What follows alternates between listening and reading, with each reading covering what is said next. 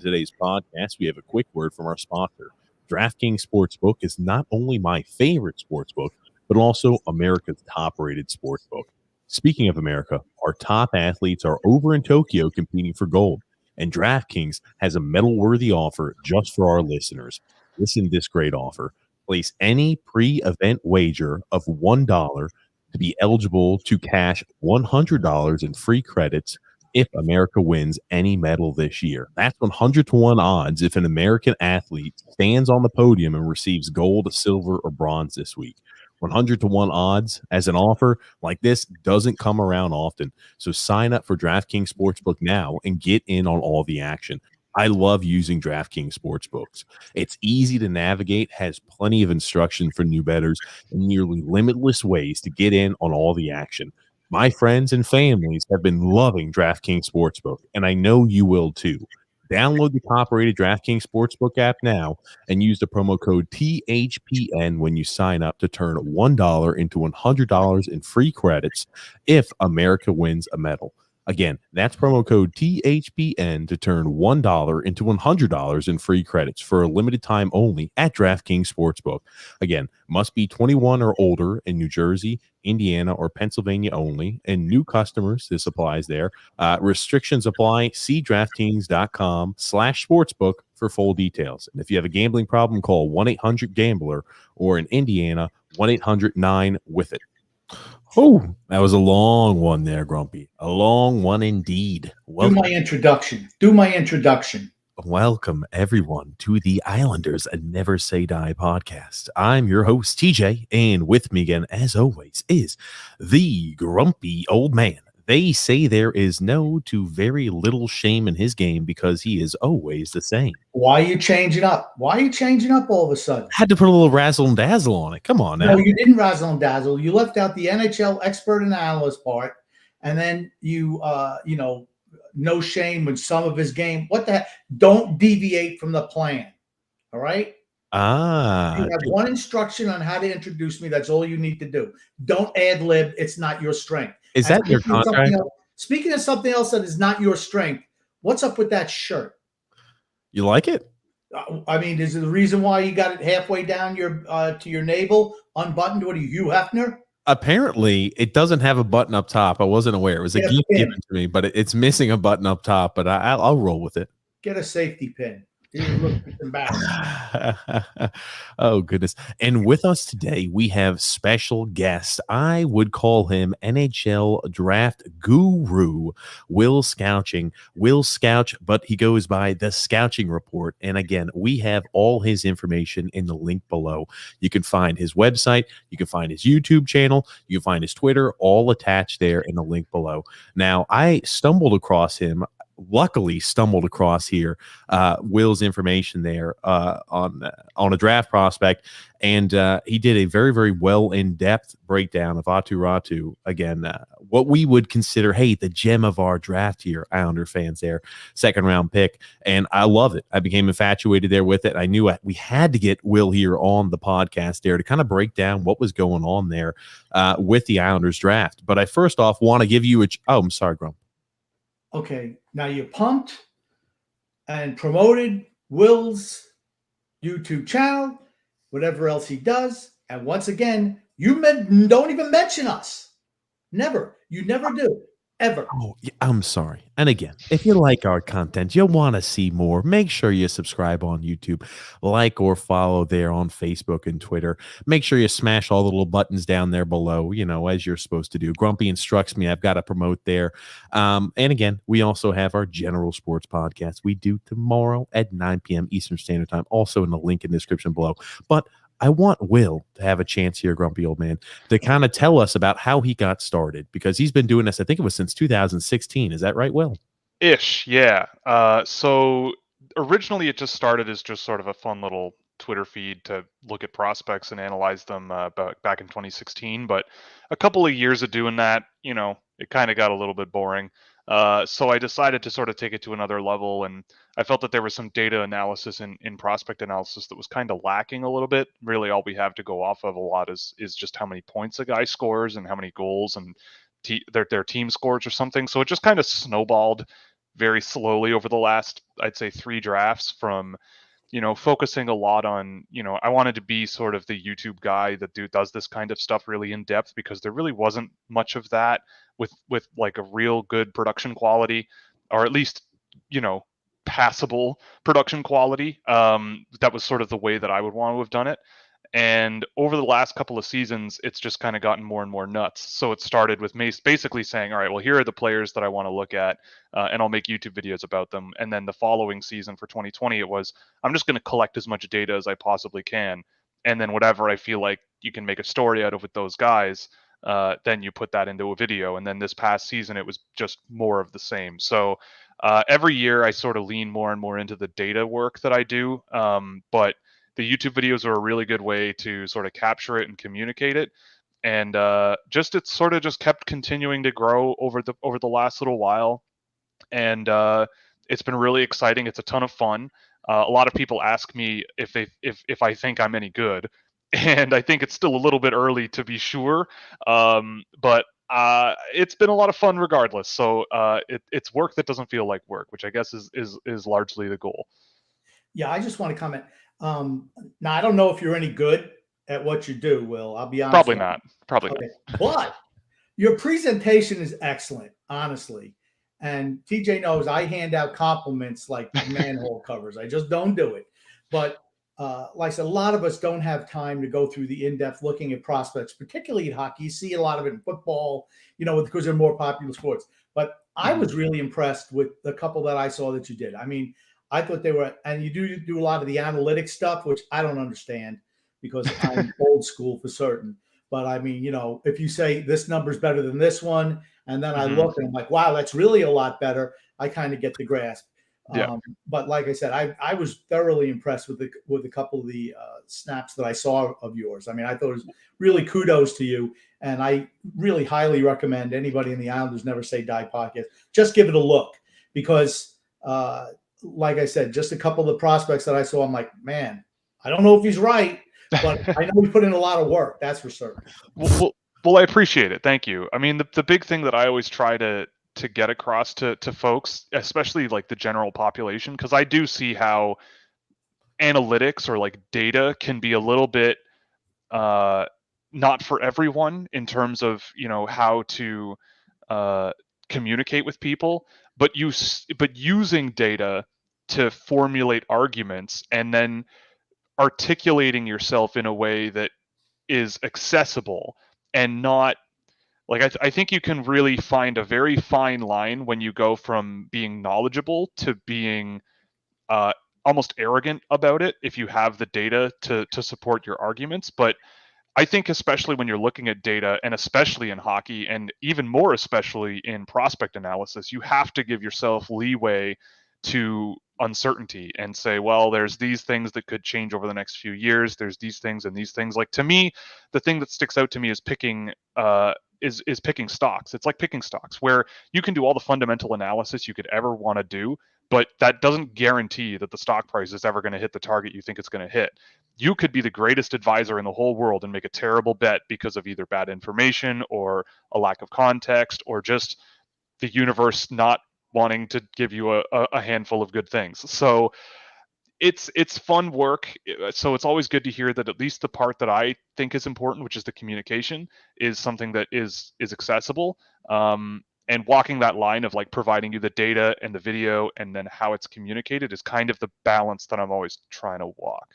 And for certain you do that. So good to know. I mean, seriously, I mean, I was really impressed with what, a couple of things that TJ sent me, and, kudos to you, because I mean, I know that took a lot of work. And, you mentioned the arrogance before, then TJ's right in your court there. That's what well, we can talk all day about that if you want. Oh, goodness. Well, Will, I want to ask you this there now, and I implore everybody to definitely check out the Atu Ratu there breakdown you've got. I wanted to speak a little in general about the Islanders draft and what you kind of saw there.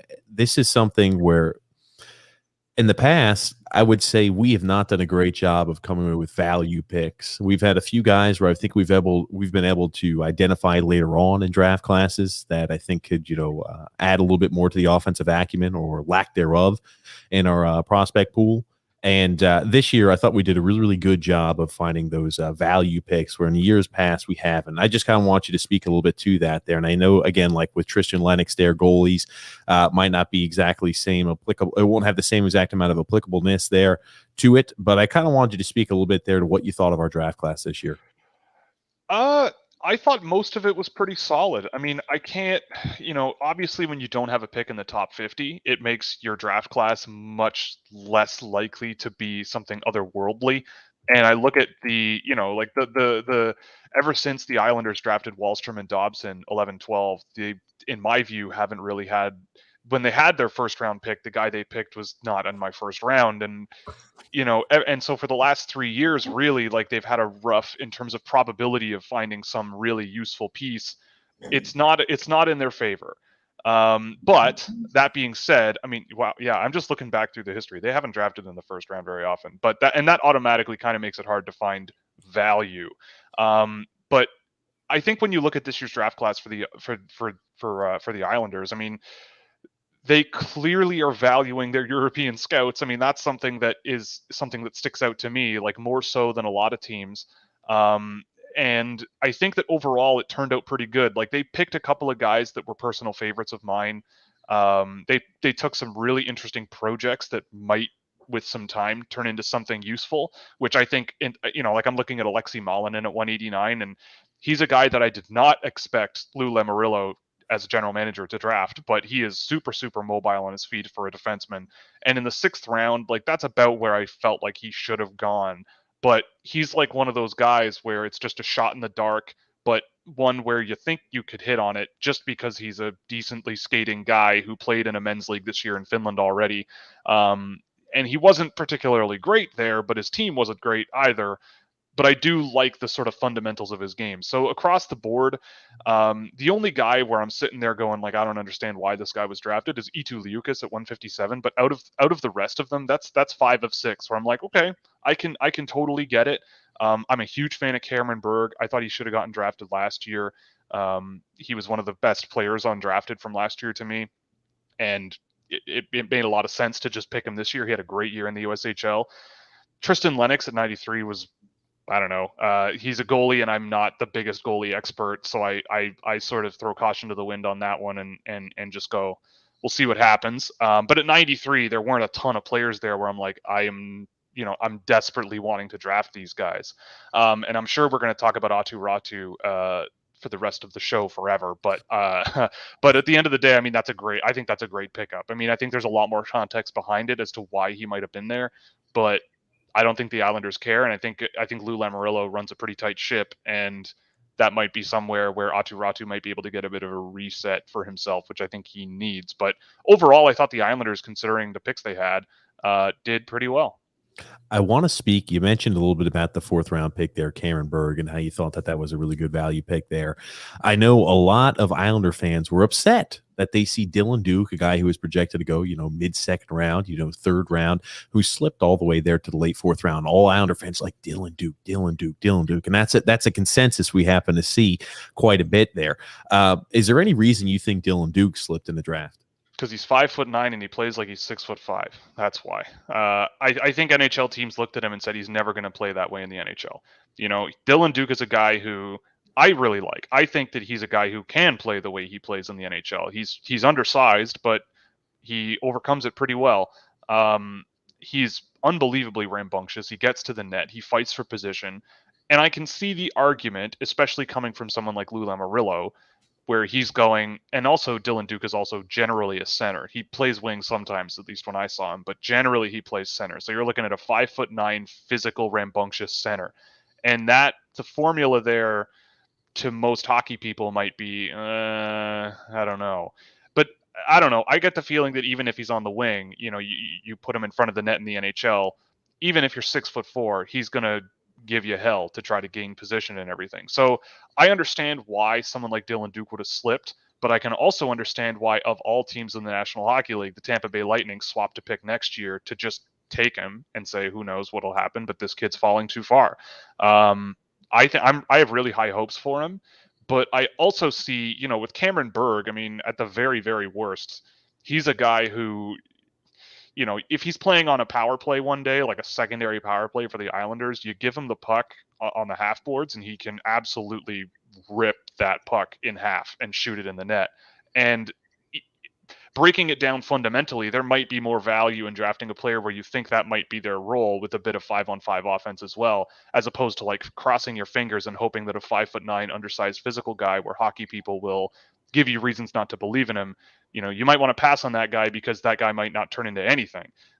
I might disagree with that, but I can understand why that would be the argument. And usually with guys that are 5'9", like I need them to play like Dylan Duke to make me think they're projectable. It's just that Duke doesn't really bring much else. It's more just about get to the net, raise hell, get chances. And when you're 5'9" and that's your bread and butter, it can be a little bit hard to project, but I don't know. I'm still a fan of him, but I can absolutely see why someone like Cameron Berg might have gained a little bit more sway. Absolutely. I know, Grump, I want to let you chime in if you have questions, because I've got a few. I've got a list of questions. Grump. Why don't you ask your silly questions, and then I'll get to the real things that matter. It's so nice to hear that Will commented almost verbatim. You would think that we were hanging out together at the failure of the Islanders drafting the last couple of years, because I'll be honest with you. I felt that, and here's the thing, you didn't rate the Islanders draft that high.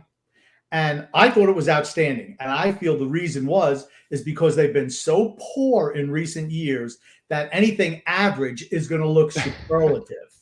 See, that's my way of thinking. Sure. I get that.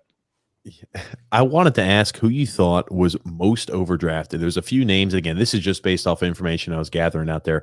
In your opinion, who was most overdrafted in this year's draft? As in way too high? Way too high. Well, okay. On one hand, the one style of answer I'd give you is a player that it's an overwhelming risk to draft a player as high as they went, and that would obviously be Tyler Boucher. That's exactly what but I've been actually on a few different podcasts because and everybody asks me the same question, and I have to follow up by saying, in my deepest heart of hearts, I look at Tyler Boucher, and just if he wasn't hurt this year and played the full season, I could see him being worthy of a first-round pick easily. It's pretty straightforward to me, but he was just hurt so much, and he only played about 13 or 14 games this year, something like that. And considering who else was on the board around 10, I have seen so much more of those other players in that cohort where I'm going, okay, I'm way more comfortable using a top 10 pick on these guys than maybe a power forward, power winger in Tyler Boucher, who, some people thought he might be drafted before the 20th overall pick. And generally in that situation, I just go, okay, like if that's the gamble you want to make, then go nuts. But I would rather not gamble with the 10th overall pick. But again, I think if he played a full season, he would probably be working his way into the first round. And he did towards the end of the year, but I don't know how that happened considering he wasn't playing. But either way, that was the one where I'm sort of like, wow, okay. And with regards to guys that I actually have watched, I mean, it's hard because different teams have different priorities and they have different ideas of what they're looking for. But I mean, I look at the St. Louis Blues drafting Zach Bolduc and Brennan Othmann going to the New York Rangers, and I'm thinking, considering who was on the board, you had Chaz Lucius, Fyodor Svechkov, Jesper Wallstedt, Fabian Lysell, even guys that went in the second round like Logan Stankoven. I've seen a lot of all of those players, and I have a hard time taking a guy like Brennan Othmann that high because I feel like, similar to Tyler Boucher, you might end up with a middle six winger, a nice physical guy with some good hands, but not much else to speak of. He can shoot, but I'm not sure of what upside is there. And with Zach Bolduc, I mean, I had him ranked in my third round. I just didn't think there was much there that was projectable.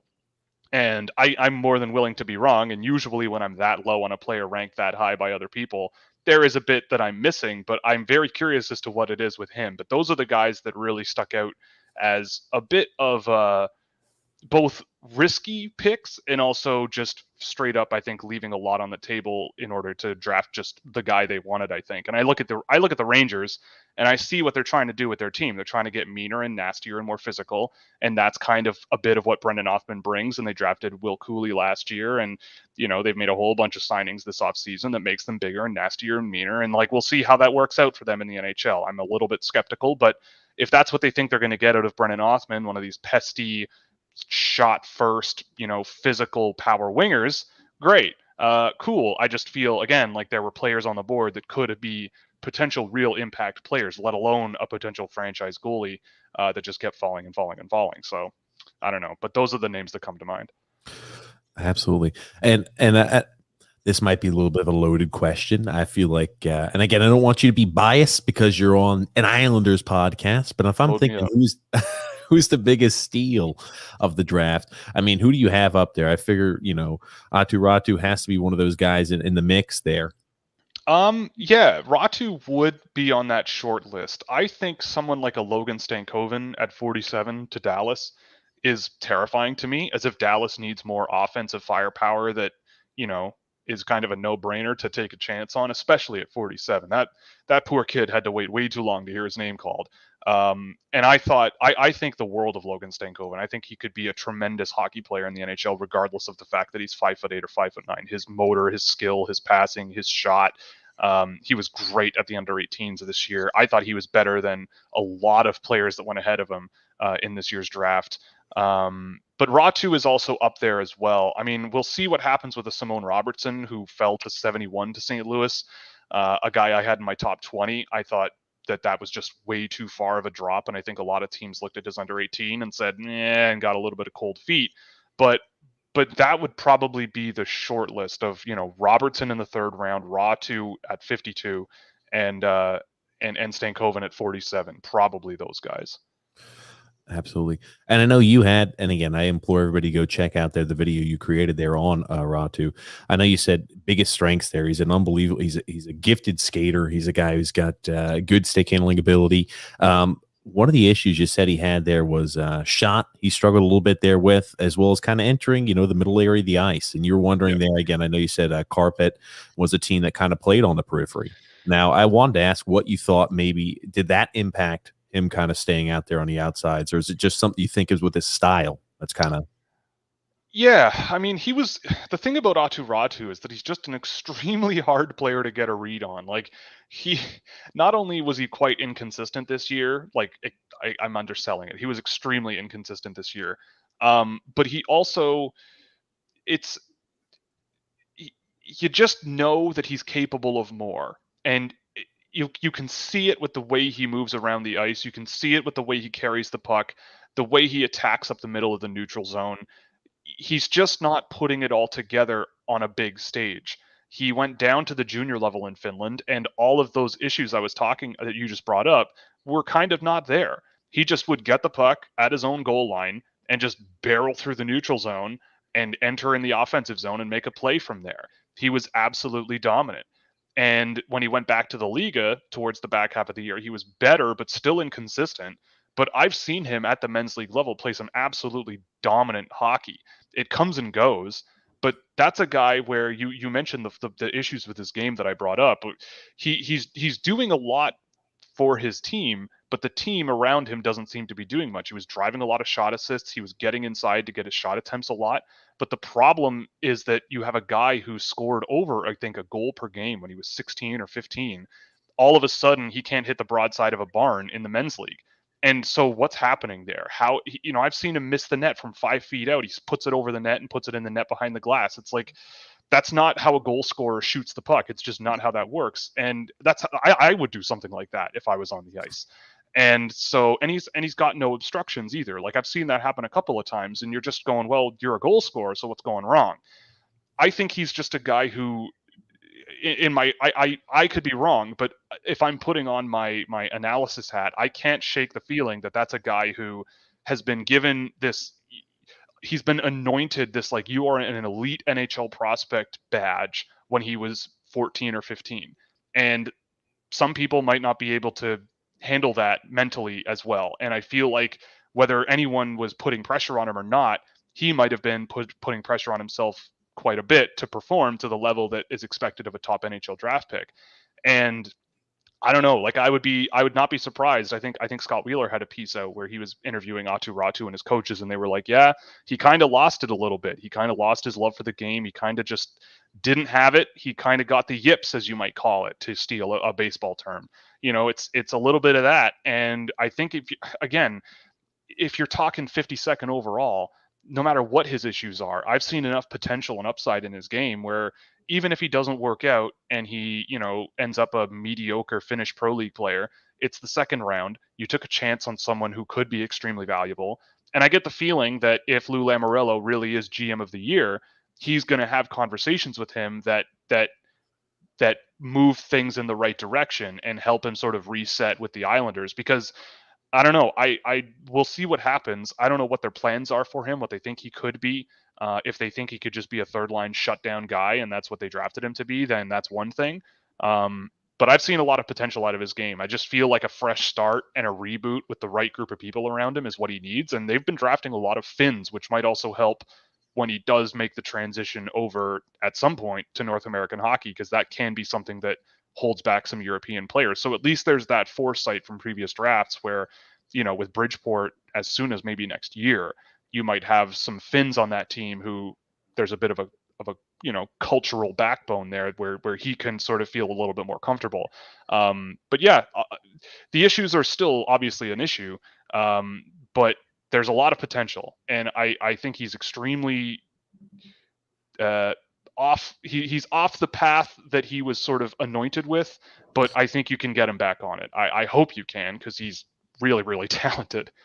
And I know what you saw there too, even in the summer showcase. Again, albeit against younger competition he should be dominant. He did look thoroughly dominant there in that summer showcase as well. Yeah, he did. I've only seen a little bit of the summer showcase. I try to not put too much stock in summer tournaments and showcase tournaments, but it is interesting. I mean, it was really funny that the day he got drafted, he was scoring 4 goals.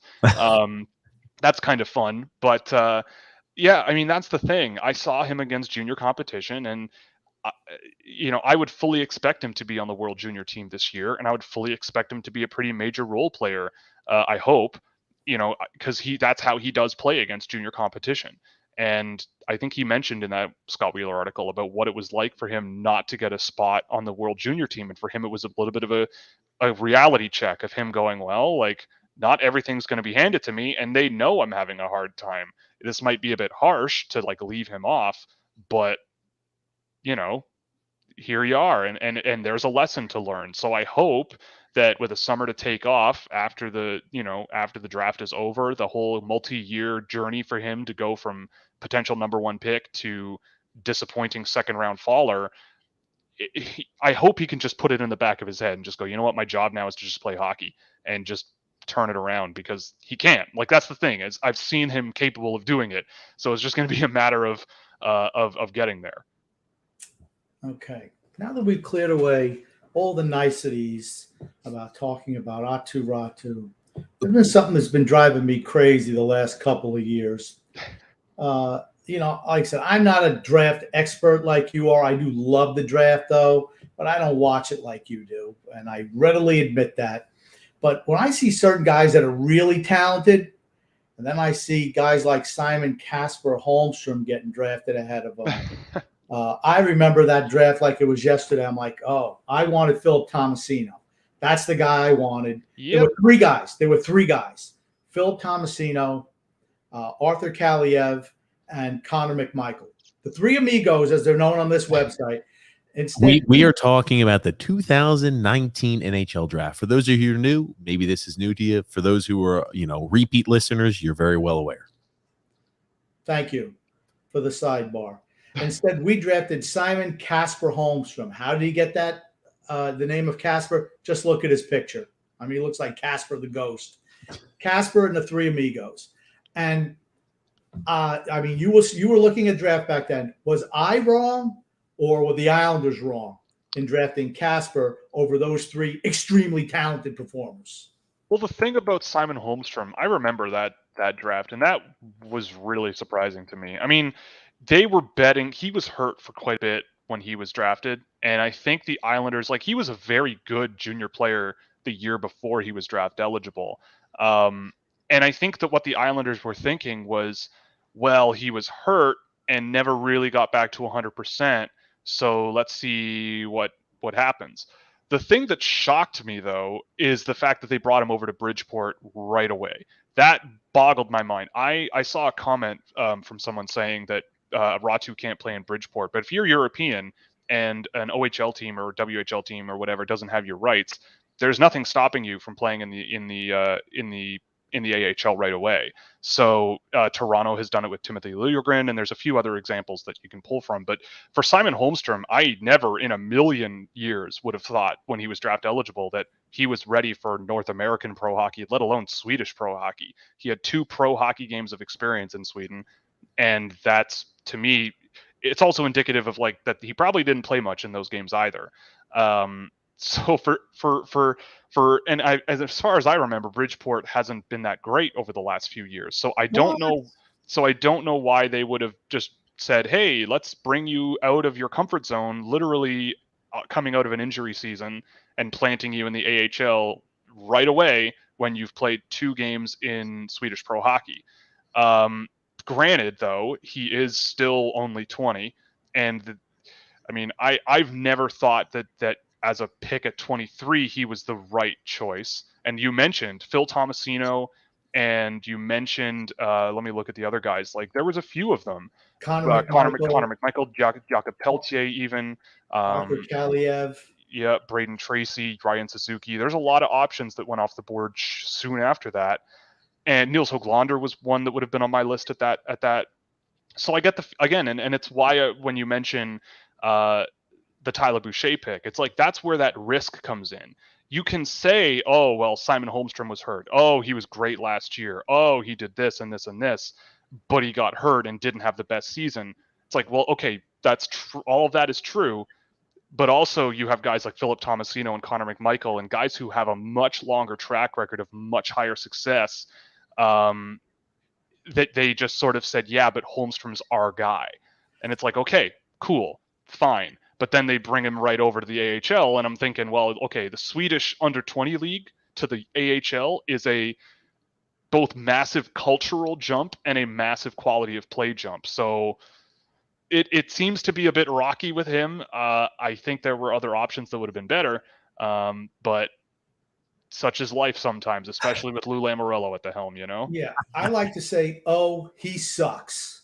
He's a perimeter Pete. Doesn't like to get involved.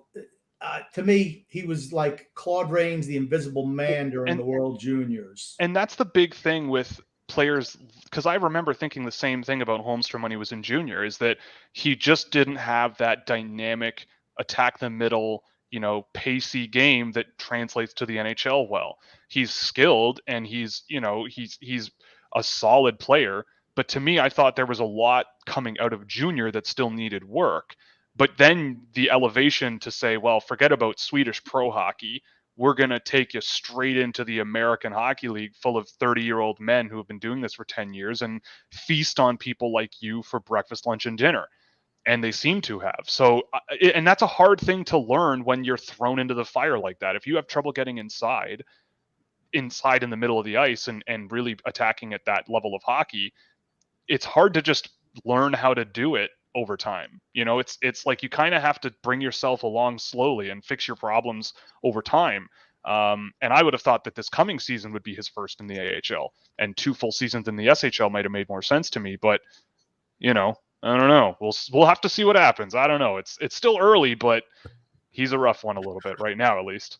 He's got Billy Bust potential written all over him, but they'll jam him through because he's one of Captain Lou's picks.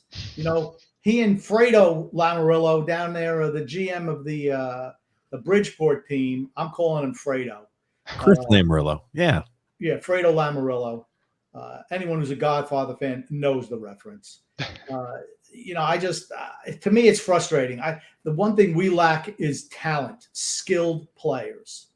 And it seems like we want to avoid them at all costs, honestly. And that, to me, that's really frustrating. When you have one guy on your whole team, your whole big league team who has anything that I would consider offensive flair and creativity at all, you would think you'd want to put some of those guys in the minors. But I guess that's not the Islander way. A couple more Matt Barzals wouldn't hurt, but here we even are. Even one more. Yeah. It doubles what you have, right? Yep. I know. Yes, it does. I've got one more item there on Atu Ratu, and I hate to hit home on this, but there was something also I thought in your piece that you mentioned there is the fact that he's positionally aware there in his two-way game, and he does a good job on his, on his defensive side of the puck. That I think speaks volumes there for, a perfect fit for the Islanders. And, I know I'll let you speak a little bit on that, but also comparison wise, who do you compare him there to? Ooh, well, that's the thing. Yeah, it's hard because he is so all over the place, and he's so hard to pin down exactly what he's going to be in the NHL. I mean, I look at the things with him away from the puck. It is a lot of that positional awareness. He is a pretty smart defensive player. He knows how to clog up passing lanes. He knows how to participate on defensive rushes. Some people malign his skating as like not elite, but I think it's good enough, more than good enough. And you package with his skating and his hands and just the brain that he's got. Yeah, I think there's something there. So defensively, it's always good to see him, not being aloof away from the puck defensively, and especially in European pro hockey, even though the ice surface is bigger, they'll find ways to pick you apart if you're not careful with your defense. And he did that. So that's there. And it's just going to be a matter of improving and finding that consistency for him. Like, he's a player that I think is just it's like a mental switch that just has been flipped off for him, where he's just kind of off that path, and he's got the brain, though. When he's dialed in, he's got the brain to make it work, and a lot of that comes from defense first, and then that offensive rush capability comes out. So in terms of an NHL player that I kind of think about him as, I have a hard time with NHL comparisons in the first place, but I think that Atu Ratu is going to be a guy that can play on your second or third unit, a guy who can move the puck up the ice with control, really, really good skill, really good pace to his game. He's pretty selfless with the puck, but he also knows how to get into position to score. He knows how to find space in front of the net.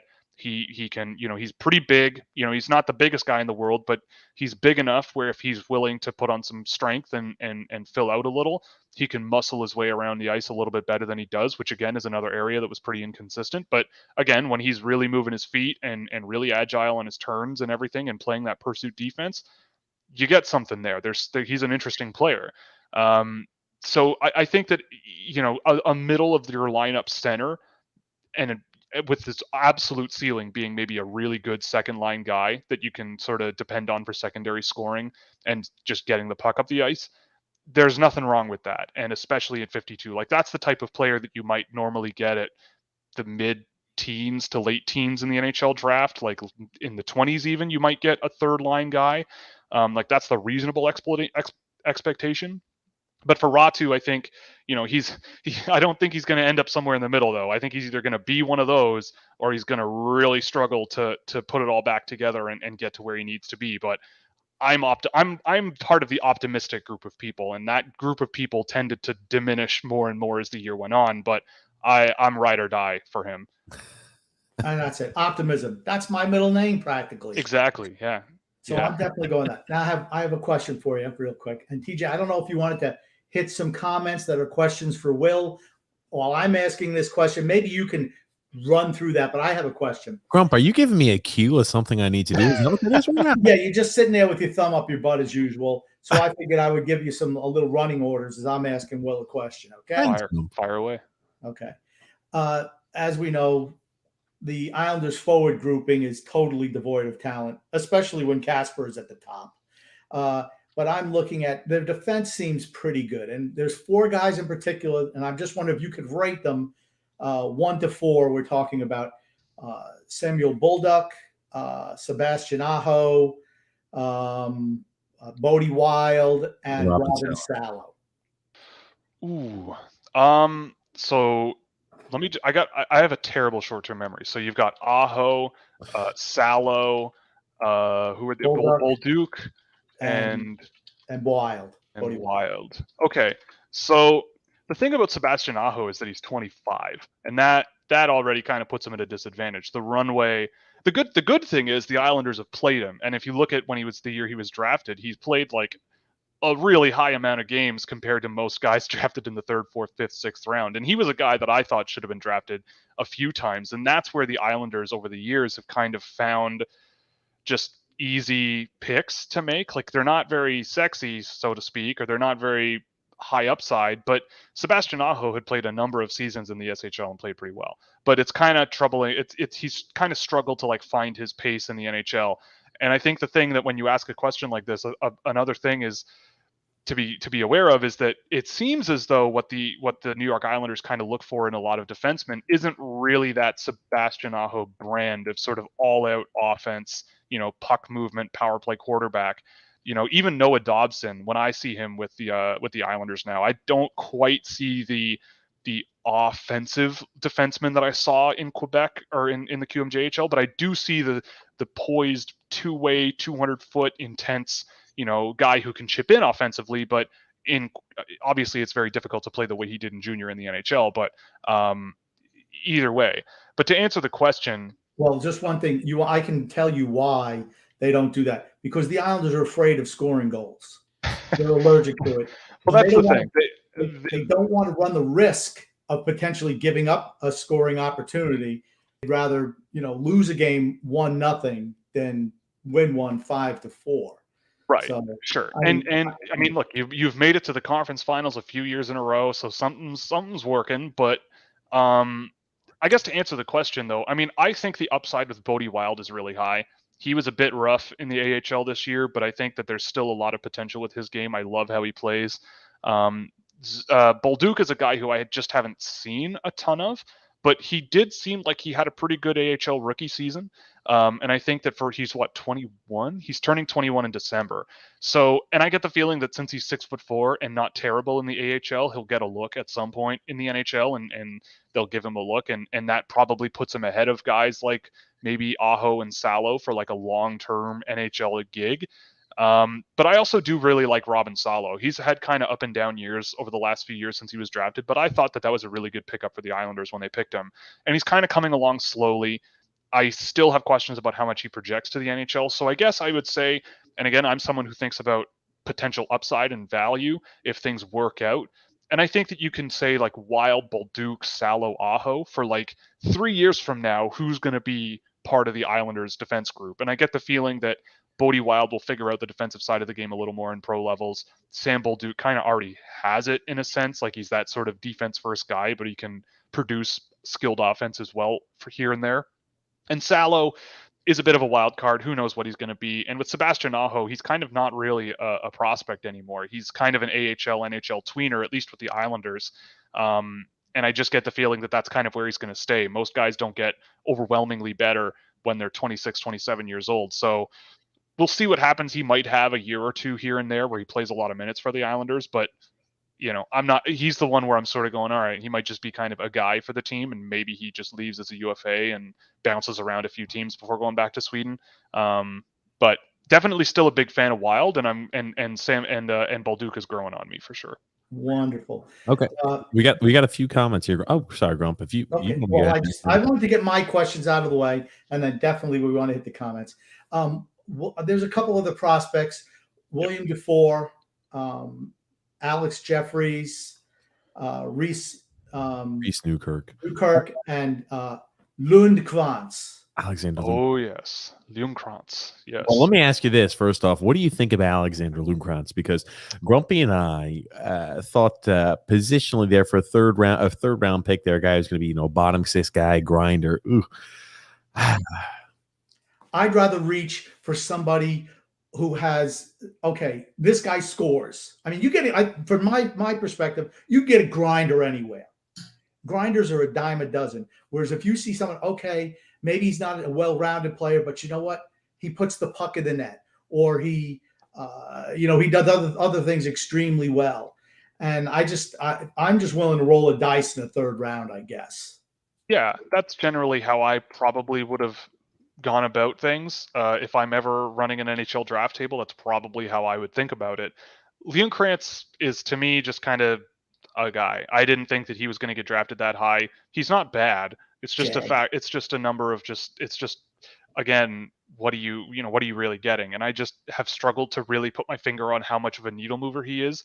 He does have a pretty good shot. He can score goals, but I don't know. And the other guys, Alex Jeffries, I actually kind of like him, but prep school guys, unless they're overwhelmingly positive, always kind of freak me out. But at 121, sure, go nuts. I thought of all the prep school guys last year, Jeffries was one of the shiftier, skilled, more fun guys to watch. And I think he had a pretty good freshman year. I think he's in Quinnipiac, right? He's at Merrimack College. That's the other, the other one, the other NCAA program. Yeah, so he had a decent first season, but he'll probably be there for a while. The one I really like is William Dufour. That's a guy where I'm going, that is an Islander. Like, that guy is big and heavy, but he can play. And I think, he's a guy who caught my eye a little bit in the 2020 draft, and I always thought, maybe he's a bottom 6 guy. But I think at the end of the day, though, if you get a bottom 6 guy at the 152nd pick overall and he's good at it, you're doing okay. And Dufour is potentially one of those guys. He had a great year last year on both teams he played for. And I think that he's a nice, relatively, I'd say, safe bet to be a thing. And if you have a safe bet to be a thing with your 152nd pick overall, you're doing pretty well. And the other one you mentioned was Reese Newkirk. I'm not as familiar with Reese Newkirk. I've seen Portland play a little bit. He's not a guy that's kind of like exploded off the stat sheet or off the video screen to me. But again, we're talking 5th round pick, like late 5th round pick, and I don't think you can split hairs too much. And he's still, we'll see what happens with him. But the guy that you meant of that group that you mentioned that I really think could be something is William Dufour. Like, I think about a guy like William Carrier in Vegas, and I go, yeah, like the Islanders could use a guy like that, especially as guys like Cal Clutterbuck get older.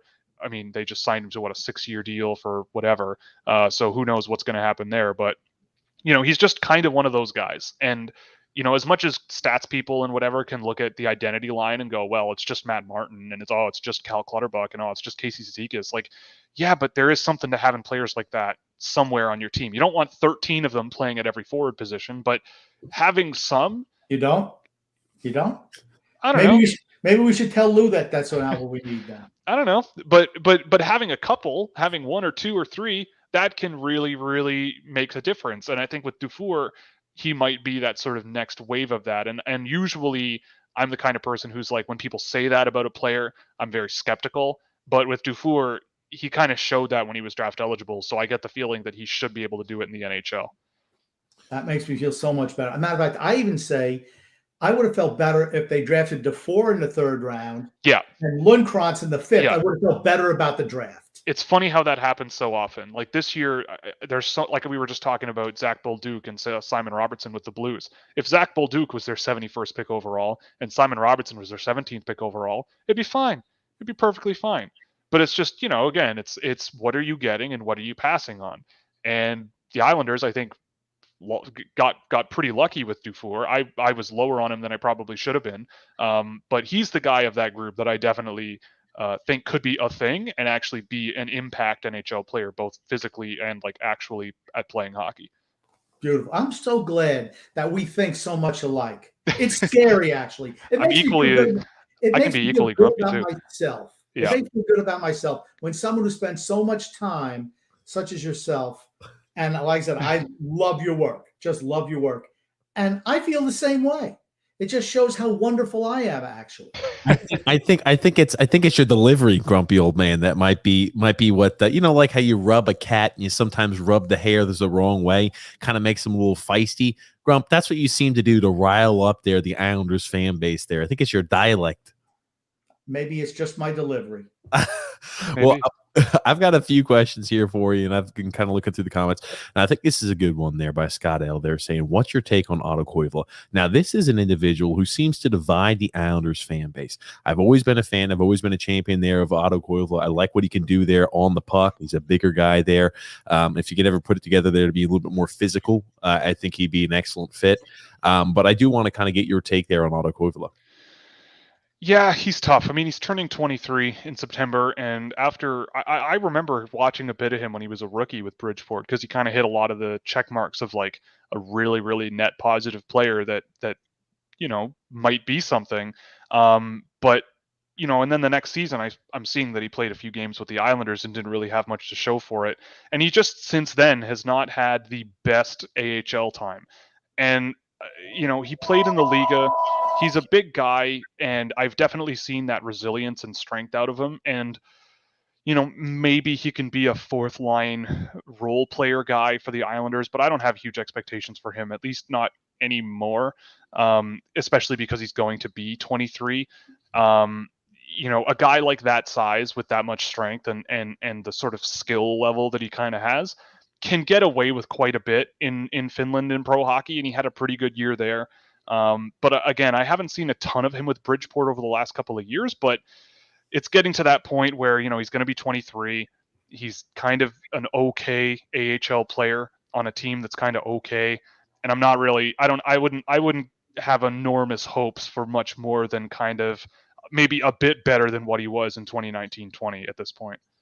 Did you happen to hear that call right there? Grumpy, was that Lou Lamoriello on the landline call? That was Lou on the landline. No. That's the only way he's here. He heard you speaking positive about Otto Koivula, and he's against that because he's not 35 years old. And we don't want to risk putting any youngsters in our lineup. Do I need to leave before Lou gets me? Do I need to? I have him totally under control. He's okay. Okay, good to know.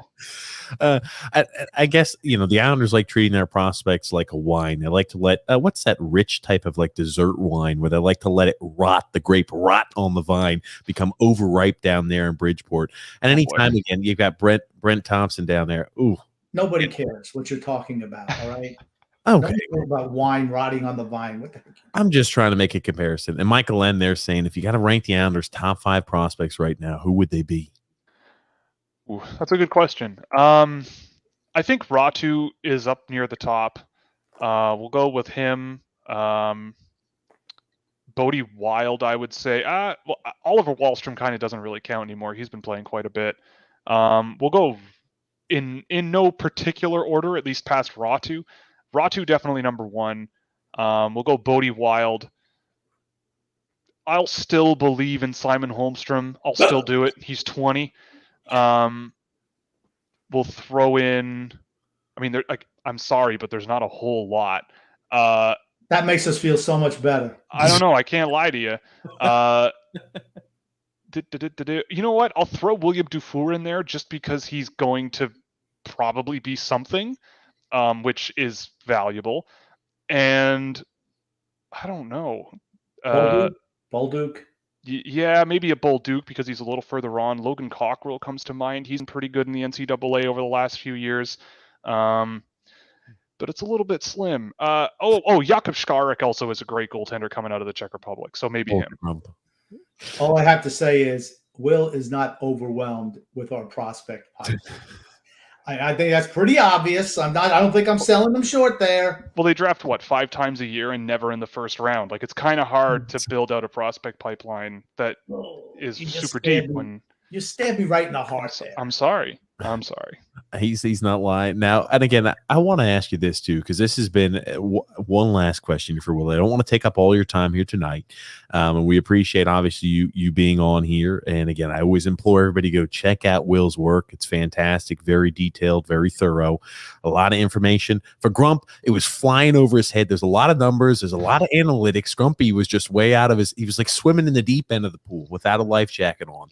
So make sure you check that out. But Kiefer Bellows and Ruslan Ishikov. Now, Kiefer Bellows is a guy who hasn't stuck for a multitude of reasons. Now, I'm not sure how much of his game you've watched down there in Bridgeport. And again, he's a tweener. He was a guy who was always on the taxi squad last year. I have to assume he's involved in some sort of trade. Do you think with the Islanders or without the Islanders, that's a guy who can make it? I have a hard the thing. He and Oliver Wahlstrom kind of share the same issues to me. Like, I can see why the Islanders at the time would draft those guys because they were ranked in that range. But I mean, I watched a lot of Oliver Wahlstrom over the years, and I've seen a little bit of Kiefer Bellows. Kiefer Bellows, yeah. So I've seen him here and there over the years, but not nearly as much. And they both kind of have that thing where I'm always wary of players where their best assets is shots and scoring off of their shot. Always wary of that. And if I had been tracking, say, an Oliver Wahlstrom or even a Kiefer Bellows, I get the feeling I'd be lower on those guys than most, simply because a lot of things need to happen that they don't do particularly well to get them in a position to do what they do well. And that's a bit of an issue for me. And with Kiefer Bellows, I mean, he's slowly sort of come along over the years, and he's still a heck of a goal scorer. But again, it's with the NHL, it doesn't hurt to set your bar really, really high for what you expect out of your players, because the NHL is really, really hard. And for guys who can score in the AHL, even the jump to the NHL is a pretty big jump in pace, and not too many guys can do it. I think Kiefer Bellows might still have some kind of a job as some kind of a role player. I don't really know if it's an organizational mismatch, like if the Islanders do have that defensive style and they don't want their guys playing risky offensive brands of hockey because they just need their defensive game to be so sound and tactical and calculated. I don't know. And for the Ruslan Ishkakov thing, that's a guy who I forgot to mention, because I mean I think he's a long shot because he's 5'8" and a skilled, crafty one-on-one style winger, but he is really fun to watch. And he's a guy who, you know, I saw him in his rookie or freshman, I should say, freshman year with the University of Connecticut, and I did see him a little bit with TPS last year. And the guy's just like an electrifying hockey player. And it says here he's playing in Germany next year, which is an interesting change. But he's a guy where I think that if he plays a good year, he should be a very good player in the DEL this year. Tons of chances to, you know, pull out that skill, that toolbox, that fun factor. And I imagine that after that, the Islanders will bring him over.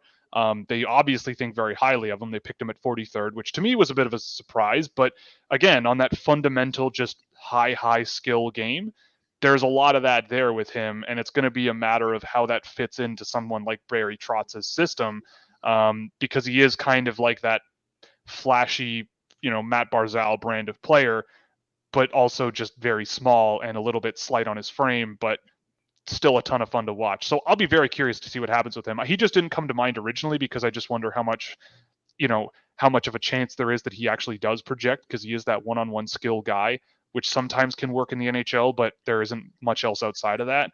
But he is a ton of fun, and you never know. He's still pretty young, almost has my birthday, which gives him good vibes with me.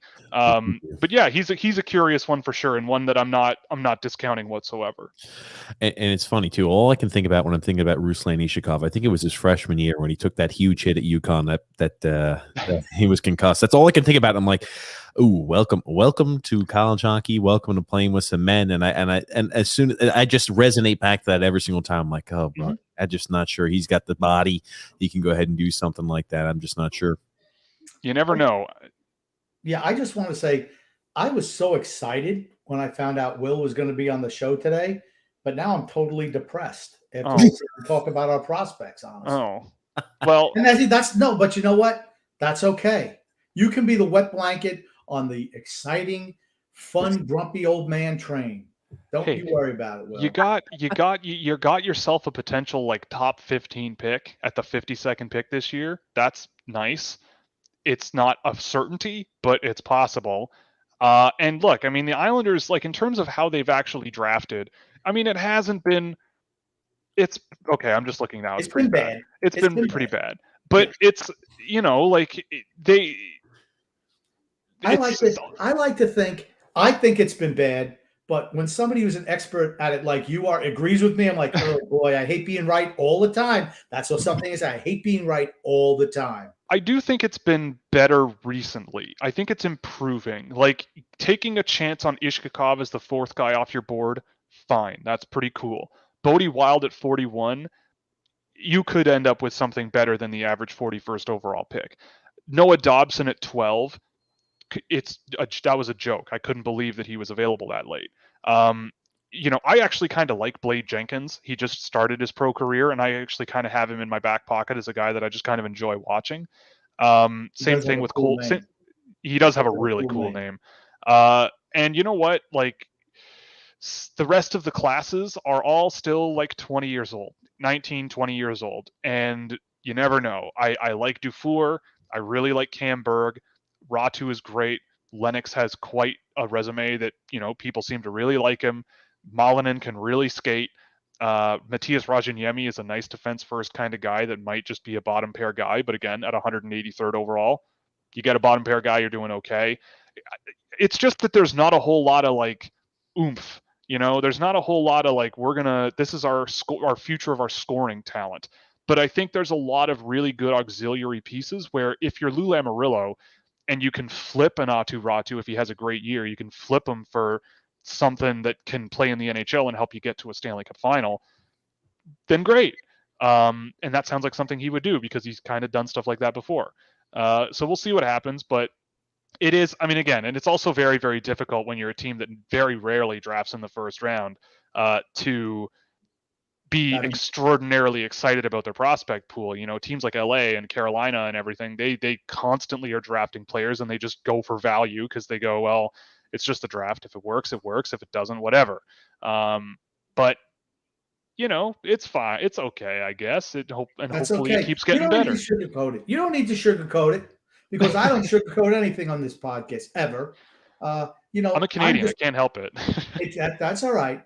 But like for me, I never like giving up first round draft picks. I remember when players weren't drafted until they were 20. And, that extra 2 years, it had a little bit more certainty when you came to the draft. When you're drafting kids who are 18, it's totally a crapshoot. But for me, you know what? I just have once again been vindicated in my assessment of the Islanders farm situation. Simon Casper Holmstrom is a flop like I knew he was going to be. He's a Josh Bailey 2.0 type, a little perimeter Pete, somebody afraid to go in front of the net, afraid to shoot the puck. I thank you so much. I certainly appreciate your insight. It's been great, honestly. Josh Bailey had 35 points last year. That's pretty neat. Secondary assist, the king of the secondary assist. Hey. Even though he's not, Grumpy's still going to pump it like he is. Josh Bailey sucks. I'm sorry. Grumpy doesn't no mince comment. words. Grump does not mince words at all. And yeah, Will, again, thank you so much for coming on. I want you to give you a chance here to kind of plug all of your social media, how to find you there before we start talking boring Islanders for you, because I don't want to drag you through that. Well, you can start by following me on Twitter and YouTube. Both are at Scouching. You can also find me on mckeenshockey.com. I am a contributor over there as well. If you like to financially support what I do, there's lots and lots of fun goodies you can get over on Patreon at patreon.com/scouching. All kinds of fun stuff you can check out over there. And that is about it, unless I'm missing something. Everything can also be found on my website, scouching.ca as well. So feel free to check it out. That's all a good start. And thank you very much for having me. It was a dandy old time. Well, thank you, Will. We do appreciate it. It means the world there to us. And I appreciate it there, Will, again. Been enlightening here, getting a little tune in there on the Islanders prospect situation here. And, our next favorite prospect, we're going to be keeping an eye on there, Atu Ratu. So thank you again so much, Will. And once again, I highly recommend that you do have YouTube, correct, Will? YouTube? Oh, yeah. Big time. Okay. I highly recommend just going and looking out there because it's really good stuff. For me to say that, as people know, I don't look at a lot of people's stuff. I just don't. But I was really impressed by your stuff and just fantastic, seriously fantastic job. And especially since you agree with what I do, it's even better. We'll see how that trend holds up, I think. Yeah, we'll see how that holds up. Well, thanks so much again there, Will. Best wishes, and we'll have you on again sometime soon. We really do appreciate you taking the time. Same. Thank you very much for having me. It was a great time. Thank you, Will. Yeah, Grumpy. That's good stuff. It's good stuff. He's really got good stuff. Hey, I really do. I recommend everybody checks that out. And again, his information and link is in the description below for the YouTube channel, for the website, as well as their for his personal page there. So he's definitely got to go ahead and check out. We're going to get to some comments. Again, no shock at all, ladies and gentlemen. It's all quiet on the Islanders front. That being said, rumors are swirling around that Casey Cizikas might have a contract on the table, 6 years, $2.5 million a year. I know we had reported that, that was our man with the inside hand, Coach Tommy B, had said the night janitor. The midnight janitor, Coach Tommy B. They maybe said 5 years, $3.5 million per, but 6 years, $2.5 million per.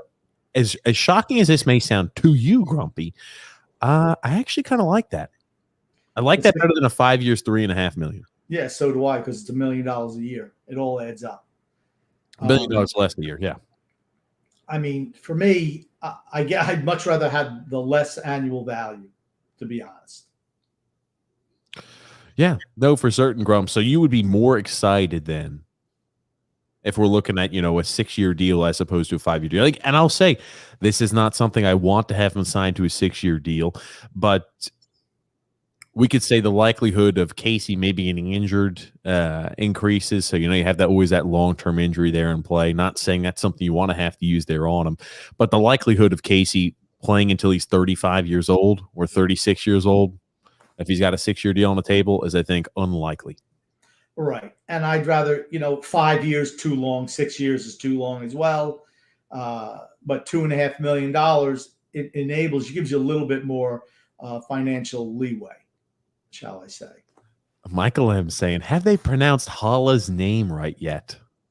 Yeah, no, we have not. Here's the thing. I knew how to pronounce his name, but TJ mangles every freaking name he talks, and he started infecting me with his disease. I knew his name was Hala. I knew it was. As Scott L saying, great shirt, TJ. I appreciate it. Thanks. As Grumpy wants to go ahead and drag it through the mud. Button it up. There's no top button. I don't know which one to button. There's nothing else like a button up here, huh? Okay. Michael M saying this ad is for Evander Kane. I'm telling you, we're going to be diving into Evander Kane tomorrow on our General Sports podcast, which is in the description below. TJ and the Grumpy Old Man. I don't see the description below. Grumpy comes to me. He said, TJ, I listened to our podcast for the first time ever on YouTube. I said, "Oh, awesome, Grump. How was it? Did you like how you sounded?" Because he tries not to listen to that. And he comes up and he says, "I can't find, our podcast or other podcast anywhere. It's nowhere below the video. I don't know how you get it." I said, "Grump, you got to hit that drop down arrow, and that gives you the actual description, and that's how you find the podcast, Grump." And he's over here kind of just meandering about. I don't know if he uses. I have to assume you don't use YouTube very often. I use it to listen to things when I walk sometimes. Oh, man. Oh. Right now I'm listening to somebody read the Godfather, the whole book. It's nice for my walk. Get, an hour and 10 minutes of walk. I should be done in 2 weeks. Emmanuel, I apologize. This is an earlier on comment said if you had to pick one forward and one defenseman there for the Islander system who hasn't played any games in the NHL for opening night, who would you choose? Just kind of based off of what he had said, I know he's very high there on Bodie Wild and Atu Ratu, so I don't think they're NHL ready. If I'm thinking most NHL ready defensemen, it's got to be Bolduc there. It was kind of weird to hear him kind of, not as bullish as we are about Samuel Bolduc. And here's the thing: it might be because we are Islander fans, which is why we're much more strong on him. Yeah, I mean that's what I think it is. It's nice to have an outside voice. It really is, to snap you into shape. As great as we think the Islanders farm system is defensively, he didn't seem to think so. That I was about to say, that was something that really shocked me. And he said, "Hey, I like Robin Sala, but he's been inconsistent, and he's a guy who might be able to contribute maybe at a level." I've always have been very high on Robin Sala, expecting him. Maybe that's a guy who's a tweener. Maybe he's going to be penciled in. Best case scenario, a guy who might be able to squiggle his way into a top 4 if the injuries are happening, but a guy who's maybe a top 6 defenseman. Didn't necessarily get those type of vibes when we were talking there to Will. If you look at all of our defensemen, though, right, they're all pretty big. Yeah, we don't play a whole lot of small defensemen. Well, Robin Sala is not small. Okay. What was he? 5'11"? Oh, Robin Sala is like 6 foot something. Okay, I thought he was smaller than that. My bad. No, but a guy who is kind of he's 6 foot. He's 6 foot even is what they have him listed at. So you never know. When they're listed at 6 foot, might be 5'11", who knows? But they have him around 6 foot. Rusty Spooner there saying, "I know it wasn't your fault, Grumpy, that the show was late." Shaking my head, TJ. It was not. It was TJ's fault. And here's the thing. TJ said, "I want you ready 7:30 today. I'm going to send you a link at 7:30 today because we want to get on the right page before we get on." I'm like, okay. So here it is, 7:30, 7:35, 7:45, 7:55. I'm like, oh, there it is. I said, let me go to the bathroom quickly before, the podcast starts. And there's TJ ring on the cell phone. "Oh, you ready to get on? You ready to get?" I said, "I'm trying to go to the bathroom. I'll be on Tuesday." "Well, we got to get on. I'm like, dude, you said you were going to call me at 7:30. Here it is. 3 minutes to 8. I told you I just got to go to the bathroom real quick, and then I'll get on. But yes, TJ was the reason why the podcast was late, as usual. Oh, goodness. Michael M. also said, "Wow, you guys finally brought someone on who has some hair." I was about to say, besides Kim there, Isles Girl 3, this is the first person I think we brought on that does have substantial hair. That and Rich Ballon, but that was a while ago. We got to get Rich Ballon back on the podcast again. But this is one of our non-follically challenged friends. Very true. And it's easy for Michael to say, look at him, look at the picture of his hair in there. He's showing it off a little bit. I understand. It's all right. Take a shot at us. That's fine. Taco Fall said, "Grump, I hope you're not in a slump. You like it?" Actually, I'm not in a slump. He said he hopes you're not in a slump. I'm not in a slump. Saying you like it? Do I like what? If you liked what he said, I don't know, Grump. No, I'm not in a slump. I think last time I was a little bit distracted, and I did want to apologize. Actually, there was someone who, what was his name, TJ? Brandon Frey. Brandon Frey, and TJ said I was a little short with him on the phone call, and I apologize. Brandon, if you still listen. If you don't, well, I'm still apologize anyway, because I'm just that type of guy. But if you are listening, I just want to apologize if I was short with you, and I do apologize. Are you about to go on an apology tour, Grump? Look at this. Who would figure the grumpy old man would ever show apologies? Well, no, that's all right. If I don't try to treat anyone poorly. I really don't try to, except for you. I was about to say you got to stay on your game, Grump. Adrian B there saying, "Hi, TJ and Grumpy old man. How are you guys doing today?" Yo, Adrian. That's it. She just gets a yo, Adrian today. What? Yo, Adrian? Yeah, yo, Adrian. I usually say yo, Adrian. We did it, but I was trying to think of something else that, yo, it's me, Rocky. So you tried to change it up there. I was trying to change it up. I was going to tell the Rocky joke, where, how he names his turtle, Shelly, whatever, Cuff and Link, Mrs. Bailey comments in, "Well, hello there, gentlemen. If there isn't the handsome TJ and infamous Grump, boy, do I have a bone to pick with you two." And then she says, it is I, Mrs. Bailey, mother of Josh. And I deplore how the both of you, especially you, Grump, use my son as a lightning rod for your insults and criticism. Well, Mom, I hate to tell you, I'm sorry that you feel that your son doesn't deserve that criticism, but he does. And she says, I'd love to see you suit up and do what my little Joshy Poo does, you mean grumpy bastard. I could hang onto the side of the boards like he does too. Oh, come on. I could not cover the man skating from the bench to the offensive zone to give up the winning goal in Game 7. I could do that too. I could do a lot of those things that he does poorly. Oh, man. And then Brian P said, "What's up, fellas? Hey, Grump, did TJ bring in some help to compete with you?" No, this is, they line with Grumpy.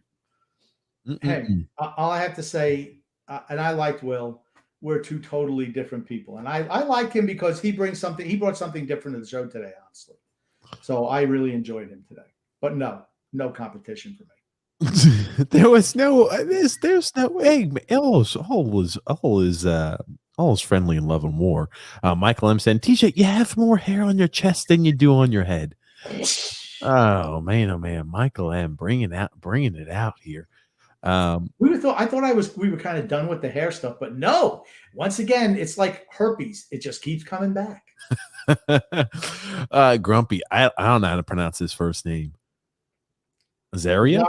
Azaria. P there says, now that the Islanders are holy crap, I forgot to mention it. The Islanders are expected to sign Travis Zajac back. I mentioned that on the last podcast. I heard it was coming. Are we also going to bring back Aaron Gomez, Elias, Danico, Stevens, and other retired Devils as well? You know what? I just throw up my hands in disgust, honestly. What does it mean? It means that somebody else is going to sit. Or I don't think he'll start. I have to say that, but I'm going to bet she's like the 13th forward, right? Somebody gets hurt. He's coming in. How many of those guys do you need? How many Leo Komarovs do you need? We do not need Travis Zajac. I'm not sure why we signed him. I just have to assume the utility and the use we get out of him at this point in his faded old career is going to be minimal. He didn't do much there for us besides maybe serve as a guy who could spot you a game on the bottom six. But call me crazy if an injury happens. I'd love to see what one of our young guys could do there on a bottom six role. And, this also cements that Otto Koivula, just if you can get rid of him, trade him, because he's got no future here. He's going to be a Bridgeport guy forever.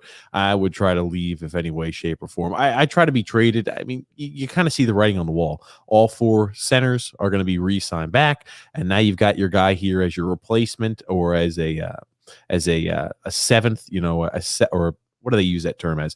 A healthy scratch there that's going to be able to fill in that center role as well. And Travis Zajac, Otto Koivula is never getting a shot. I was going to mention, you said what else he brought to the Islanders. He put Oliver Wahlstrom on the bench as a healthy scratch in the playoffs. That's what he did.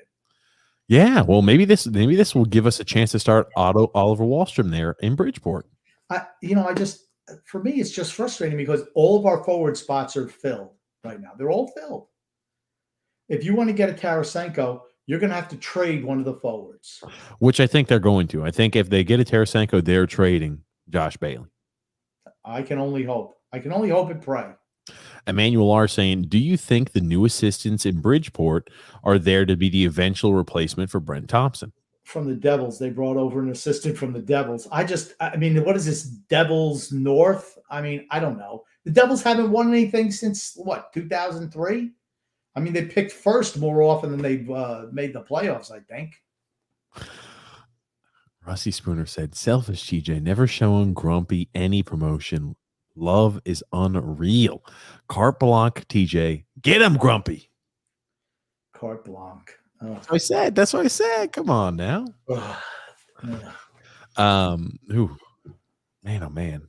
I'll tell you. It was good to have him on there. And again, Jim P there said he had Ratu pretty high in his rankings there. Talking about Will. For certain he did. Yeah. And I was impressed, honestly, what I saw of him. And, he breaks it down really good. He has a lot of highlights, not just like the 30-second highlight clip. I mean, quite a bit. And it was really enjoyable to watch. And like I said, if you ever get a chance, I would definitely watch, listen to some of his stuff. Michael T said, good evening, guys. Mr. TJ, Grumpy Carmine Falcone. So what do we think of the supposed Casey Cizikas $2.5 million per for 6 years? Why not give him 10 years? Why not give him 10 years? It's better than the 5-year deal that we heard that was rumored. Maybe we should sign him to a 15-year deal. We've done that before. Maybe we could sign him to 15 and we'll just give him maybe $2 million a year so we can cut down what we're giving him. Just ridiculous. But seriously, though, on a serious note. Okay, seriously? Again, why do you have to sign him for 6 years? He's 30 years old and he's injury prone. Howla would have been the guy to sign. That would have been the guy. 2 years, $2.375 a year. It's a better player. Does the same thing. But you want to oversign this guy. It's just once again, we're back on that wheel, right? That little mouse wheel or gerbil wheel. You just keep on chasing after your tail all the time. Salary cap wise, this is why you keep making these deals. Wait till you see the Palmieri deal. That's going to be a real winner too, I'm sure. Oh, goodness gracious there. Miss Bailey also is saying, I'm tired of you comparing my son to spackle you put in cracked drywall and didn't even have the tool to smooth it out, calling him a perimeter Pete. He's not below average. That's you, Grump. First of all, this is how she said it. And I'm glad she admits his name is Spackle. Says, I'm tired of you comparing my son Spackle. You put on a crack. See, that's what I'm saying. Okay. Toby O'Connor said, how about those Islanders signings? It doesn't bother me because, I mean, everyone knows that they've signed. We've done nothing outside of the organization. Shocker, shocker. Will we? I hope so. That's all I have to say. I hope we do. I will also tell you this. I know some Islander fans on social media are starting to get a little antsy. I'm not worried yet. I think the longer it goes, it's either the better or just the worse that it'll be. I mean, there's no in between. Because if we go all the way and we don't sign anybody but our own guys back, well, then we've weakened our team, honestly. The team's weaker than last year. I think we are going to make a move. I still think we're the favorites. I still think it's in the cards. I still think Tarasenko is penciled in here for us. I'm not worried. Islander fans on Twitter, Islander fans on Facebook who are freaking out. No need to worry. And I'm not. I don't think Grump's either worried here too. And he's the ultimate realist on this show. I'm concerned. Here's my latest concern. Since we don't have a second pairing left-handed defenseman, what if we make a trade and go for that as opposed to a scoring winger? Then it's a real failure for the offseason. You really think we do need a second pairing left-handed defenseman? We do. Yeah. It's not going to be Andy Green. And Ryan Murray was recently just picked up there by the Colorado Avalanche. They're on a 1-year, $2 million deal. I'd tell you that. Isn't that exactly what we wanted? Would that have been perfect for us?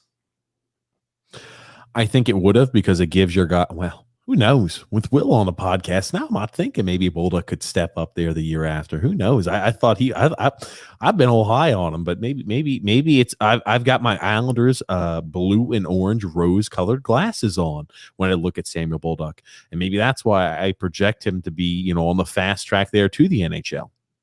I always say prospects are prospects until they're not anymore, and I don't count them as being starters. I just never do. Michael T. there saying, do you think there's a bidding war between the Islanders, Rangers, and Devils for Tarasenko? If there is, we will lose that. That much I can guarantee you. We will not win that. Really? Yeah. I mean, who would you rather play for? If you're a goal scorer, who would you rather play for? Who's the last team you'd want to play for if you're a goal scorer? The Islanders. You'd want to go to the Rangers first. I'm just talking about what we would be willing to give up. I think we would be all in on Tarasenko. I think we would overpay. Let's say that, hypothetically there is a bidding war between three teams and they have a price. I would say that they're waiting for it to increase. They're not happy with what's being offered by the three teams, and I think those three teams hypothetically are standing pat. So I don't foresee us having to give up too much, but I think if we do not come away with Tarasenko or a big fish here this offseason, I do agree. It was a wasteful offseason for us, for a team that's window is finite. See, that's my whole point. It's like, you have to improve, and you do nothing to improve year after year. I mean, to me, that's the frustrating part, honestly. Oh, Brock Nelson in the chat as well, Grumpy, saying, I take offense to this grumpy fella mispronouncing my name. Look at that. His name is Croc. It's not my fault that he doesn't know how to pronounce his own name. Oh, man. Moving right along there. Michael T. also saying R2D2 will be a top 6 forward for the Islanders. It's Ratu, I have to think. Yes, Atu Ratu. Okay. So he's got R2D2. Brian J. coming up with a philosophical question. Teacher Grumpy, what came first, the chicken or the egg? Egg. The egg came first. Really? The egg came first. I gave that some real thought. I will let you have it there. And then Brian P said, don't worry, everybody. Lou is bringing back our big ticket item, Travis Zajac. And Brian J is saying, hey, got our top line sniper, Zajac. How sad is it? I mean, just again, let's see how many old grinders we could throw into the mix, throw into the old cement mixer. Who cares? Yeah. Michael T said, yeah, also here when we sign back Zajac, got to believe it's a depth, quotes, Bridgeport signing, as all teams this season will need to have a lot of depth. There's no way he's going to Bridgeport. No way. I was going to say, he will be a healthy scratch. He will be up with it. There's no way he's going to Bridgeport. I do agree. He's not going to. I don't think he would be down for that. I don't think there's any way that he goes to Bridgeport. Yeah, he might be a healthy scratch most nights until there's an injury. But to me, he's the first. What does it say? It's bad news for Kiefer Bellows, bad news for Otto Koivula. It means you're not playing, fellas. Why not move them? If you have no interest in promoting your younger players, move them. Other teams would. Other teams appreciate players who can score, put the puck in the net. It's an admirable trait in a hockey player, you would think. I apologize, Scott. I didn't see this as I was rifling through hundreds of comments there for Will. We missed this one. Is there a player that you rated as a top prospect when it didn't pan out in the NHL? Do you say, okay, I got that wrong? That's a good question. That's a really good question. Based off the conversation we had with him, I assume he'd say, hey, maybe I missed the boat on this one a little bit. Some people like to move the goalpost. Oh, well, I didn't say that. Actually, I meant that player He doesn't strike me as that type of person. I was about to say, he doesn't strike me as that type of guy either. So that's just me juxtaposing my opinion on the brief conversation we had with him. Big word, juxtaposing. Michael T said, what are the chances Lou is going after Johnny Gaudreau, or at least kicking the tires on that? I don't want Johnny Gaudreau. And it's not because he's not talented. He's gone. He's a free agent after this year, unless you give up nothing for him. Because he will not re-sign back. They say he's earmarked for Philadelphia next year. That's what I'm hearing. Philadelphia. Filthy Delphia. Oh my gosh. Hey, the teams around us be looking like they're getting better and better. Hey, again, those are all rumors. That's next year, right? That's next year, though. Yeah, for certain it is. Rusty Spooner said, we need young, tough, smart, and good hands and physically aggressive players coming to help out our nursing home. Let's go, Islanders. Yeah, that's what we need. But that's all they're there for. Just carry the load. Just get them on the ice, shove them out there with their walkers, and then sit back down in the bench or in the little luxury box with Oliver Wahlstrom eating popcorn in the playoffs. Brush K there saying, TJ, looks like you're going to the beach. Hey, I'd wear this at the beach. It's a little tight on me. So, I wouldn't be running around too much in it, but I'd wear this to the beach. What size is that? I don't even know. I just threw it on. I haven't looked at the size. It's a little small though, Grump. And asking TJ, get Grumpy a beach towel, and a beach ball. Oh, and we got a few comments here about our friend there, Simon Holmstrom. There, I'm glad we finally got someone who is a little bit more well versed about NHL prospects than you and I. Just the common NHL fan here. Again, we could have spotted that from a mile away, and I'm glad to see that we were, we're vindicated. We're vindicated, Grump. We've always said I've always been a Rafael Laval fan. I even think he would have been a better pick than Simon Holmstrom at that slot.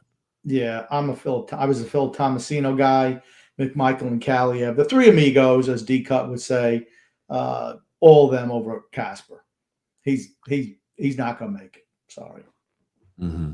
Absolutely. And Rusty Spooner there said, we need a young Pavel Datsyuk and unleash our Wahlstrom. FML drives me loco. You're awesome, Grumpy and TJ. Don't know who this Will guy is, but he seems cool. Let's go Islanders, get our cups. Yeah. Wouldn't you love to have, I was thinking, it's funny he mentioned Pavel Datsyuk. I was thinking, do you think if Pavel Datsyuk was available, we would have drafted him? No freaking way. No way. Just doesn't fit. He's creative. He scores goals. He does play a two-way game, but he's not big. Off the draft board. Sorry. And I will tell you, I am so happy that Will had a chance to explain why Dylan Duke continued to slip and fall and why he was not as gung-ho on him as others were, because he's a smaller guy who played that physical style, and it might not translate being a 5'9" center. Yeah, my whole thing is that in today's NHL, you can get away with that skill set though. They don't let you get away with hammering guys in front of the crease as much. They just don't. So guys like that could really do well. I mean, to me, it's not the height. It's how much does he weigh? How big is his butt and his thighs? That's the most important thing. He's got to have that leg strength of being down low. Now, if he's, 5'9", 165 playing that style, that's not going to work. Burschke there said Holmstrom is young. Still, he's a project. New assistant coach in Bridgeport. They will work closely there with him. If Bridgeport doesn't win this year, this guy will be the new head coach, according to Chris, Lou's son. Bye-bye, Brent Thompson. That's all it says. I'm shocked he's still here. I'm always shocked he's been here forever. Doesn't win, doesn't produce as much as you'd like there. Again, he's given sometimes limited players to work with. But Fredo was giving him a warning, though. He's not going to whack him without a warning. Eli there says, if you could take one player from Tampa, Vegas, and Montreal, the final four teams there, or three of the final four teams, which players would you pick without having to worry about cap space, Grump? I'll let you give your list here, and I've got mine here. Oh, gosh. Oh, you already have a list? I can rattle off a few names for certain of who I'd pick. On Tampa, it's not even a question for me. It's Victor Hedman. If cap doesn't matter, that's the player I'd want. I'd want Victor Hedman off of Tampa. I know you're probably going to say Kucherov. I would say Victor Hedman. I was going to say Braden Point because he's younger. And he's clutch. He's super okay, what? Braden Point over Kucherov. Yeah, but here's the thing. I'm picking offensive players all the way. All the way. Vegas, I'd go Mark Stone. Yeah, Mark Stone, perfect fit for us. And for Montreal, I'm going with Suzuki. I'm going to change this up. I'll go with Cole Caulfield. Little guy, Cole Caulfield. But moving right along there. We had a lot of comments there about Simon Holmstrom. I guess that happened to stir up. Hit the button. Oh man, that happened. None of them are flattering except for Brush. Oh, stuff. Michael T there said, hey, Grumpy, when's the last time you spoke with an actual NHL general manager since you consider yourself of that caliber? Just curious. Here's the thing. I cut one off tonight to make sure I was on the podcast.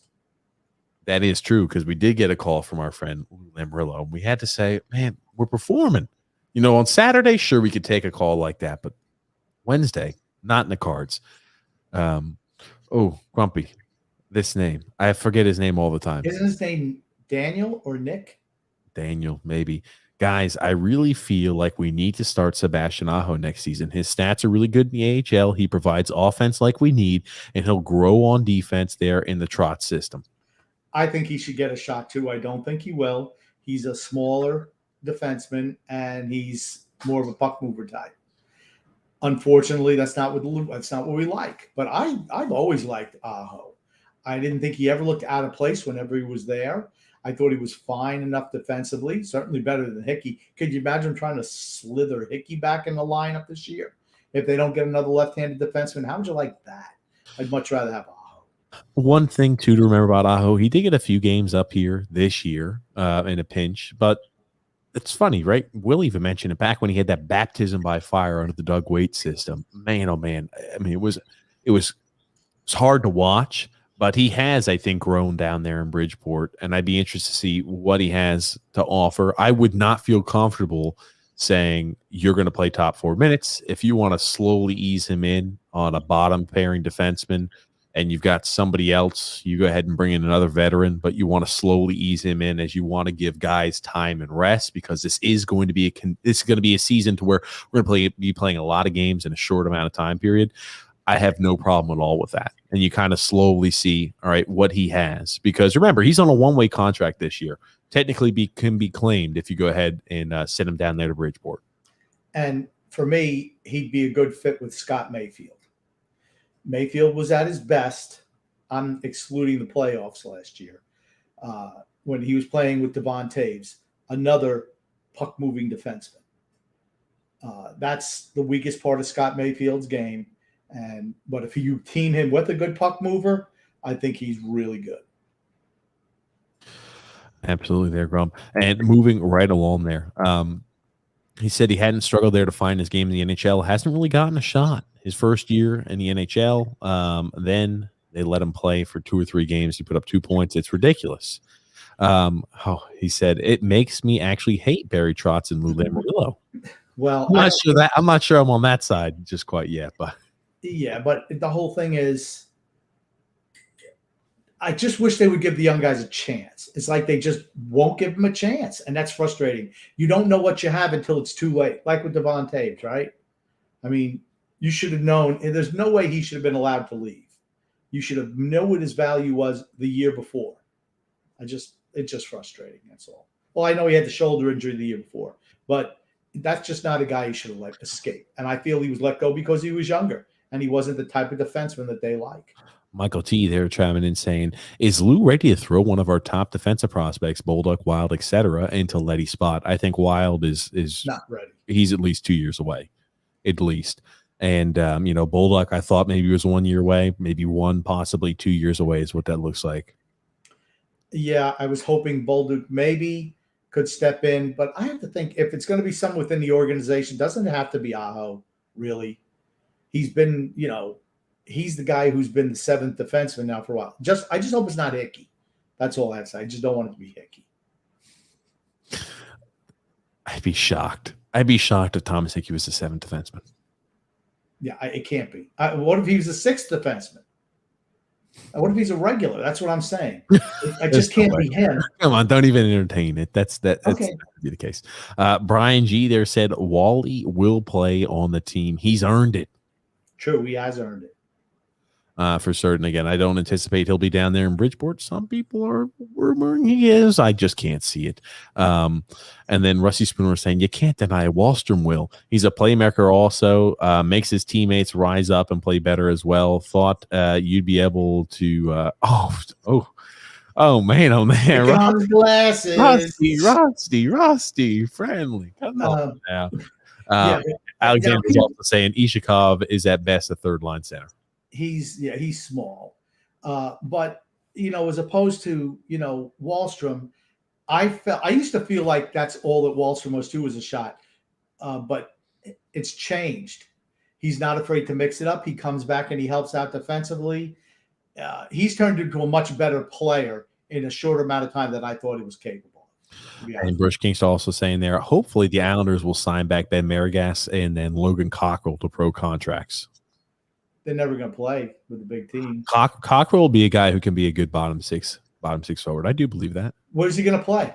Would you resign and everybody 4 years for Martin, 6 years for Zizekas? Wait till Cutterbuck's contract up. How many do you think he'll get? 7, 8 years? How many years? He's only 34. The only positive I could say about Zizekas signing a 6-year deal is at least he's willing to take a pay cut. If that is the case, again, that was rumored. Anybody might be wondering how you flip-flop, and you said Tommy B said, 5 years, $3.5 million per. This was mentioned on Elliot Freeman's podcast. He said that was one of the offers or one of the rumors he heard swirling around was Casey Zizekas also has an offer of 6 years, $2.5 million per. At least if that's the case, he's willing to take a pay cut. And even if you had to, I don't recommend you have to buy that out, but even if you have to eat a contract at $2.5 million per, that is much. I think it's much easier to do than $3.5 million. I mean, $3.5 million start to get uncomfortable. $2.5 million. Do you even hear what you're saying? I do. Let's. It sounds ludicrous. I know it sounds ludicrous, but yes, I do hear what I'm saying. Right. Sign him to a contract because hey, we can eat the last couple of years. You know what? You know how you stop that? You don't sign him to a contract where you have to eat years. That's another option. It's fair to just do that. Say, you know what? Yeah, you've been a valued soldier. We love you.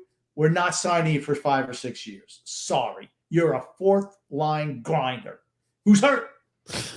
Scott L also said that's because Lou trades all of his first-round picks for 38-year-old players. Not true. He was 37. Rusty Spooner said Josh Bailey is like crackheads using cover-up. You still see it all the way to yourself. What the F is going on here? Oh, man, talking about the spackle. With a trowel. Eli said, how much would everybody pay to see Josh Bailey come onto the show with Grumpy? I don't think Grumpy doesn't dislike Josh as a guy. He just doesn't like him as a player. I don't. I just think that He's overvalued. It's actually the fans who make me like the fans who think that he's great. It just drives me crazy. I'm like, what are you looking at? What are you looking at? So it's more the infatuation of the fans that piss you off. It's not necessarily the play he has on the ice. It's the infatuation that some sects of the fan group have when they call him an elite winger. Who calls him an elite winger? His mom didn't even call him that. She's been on the podcast today. Did she say her son was elite? No. She didn't even say it. His mom didn't even call him elite. Josh Bailey's mom on the podcast today did not call her son as elite. And that was his mom, 100% confirmed. That's what it said, Mrs. Bailey. And I don't think it was George Bailey. I mean, I think it was Josh. And George Bailey there from It's a Wonderful Life, right? That's right.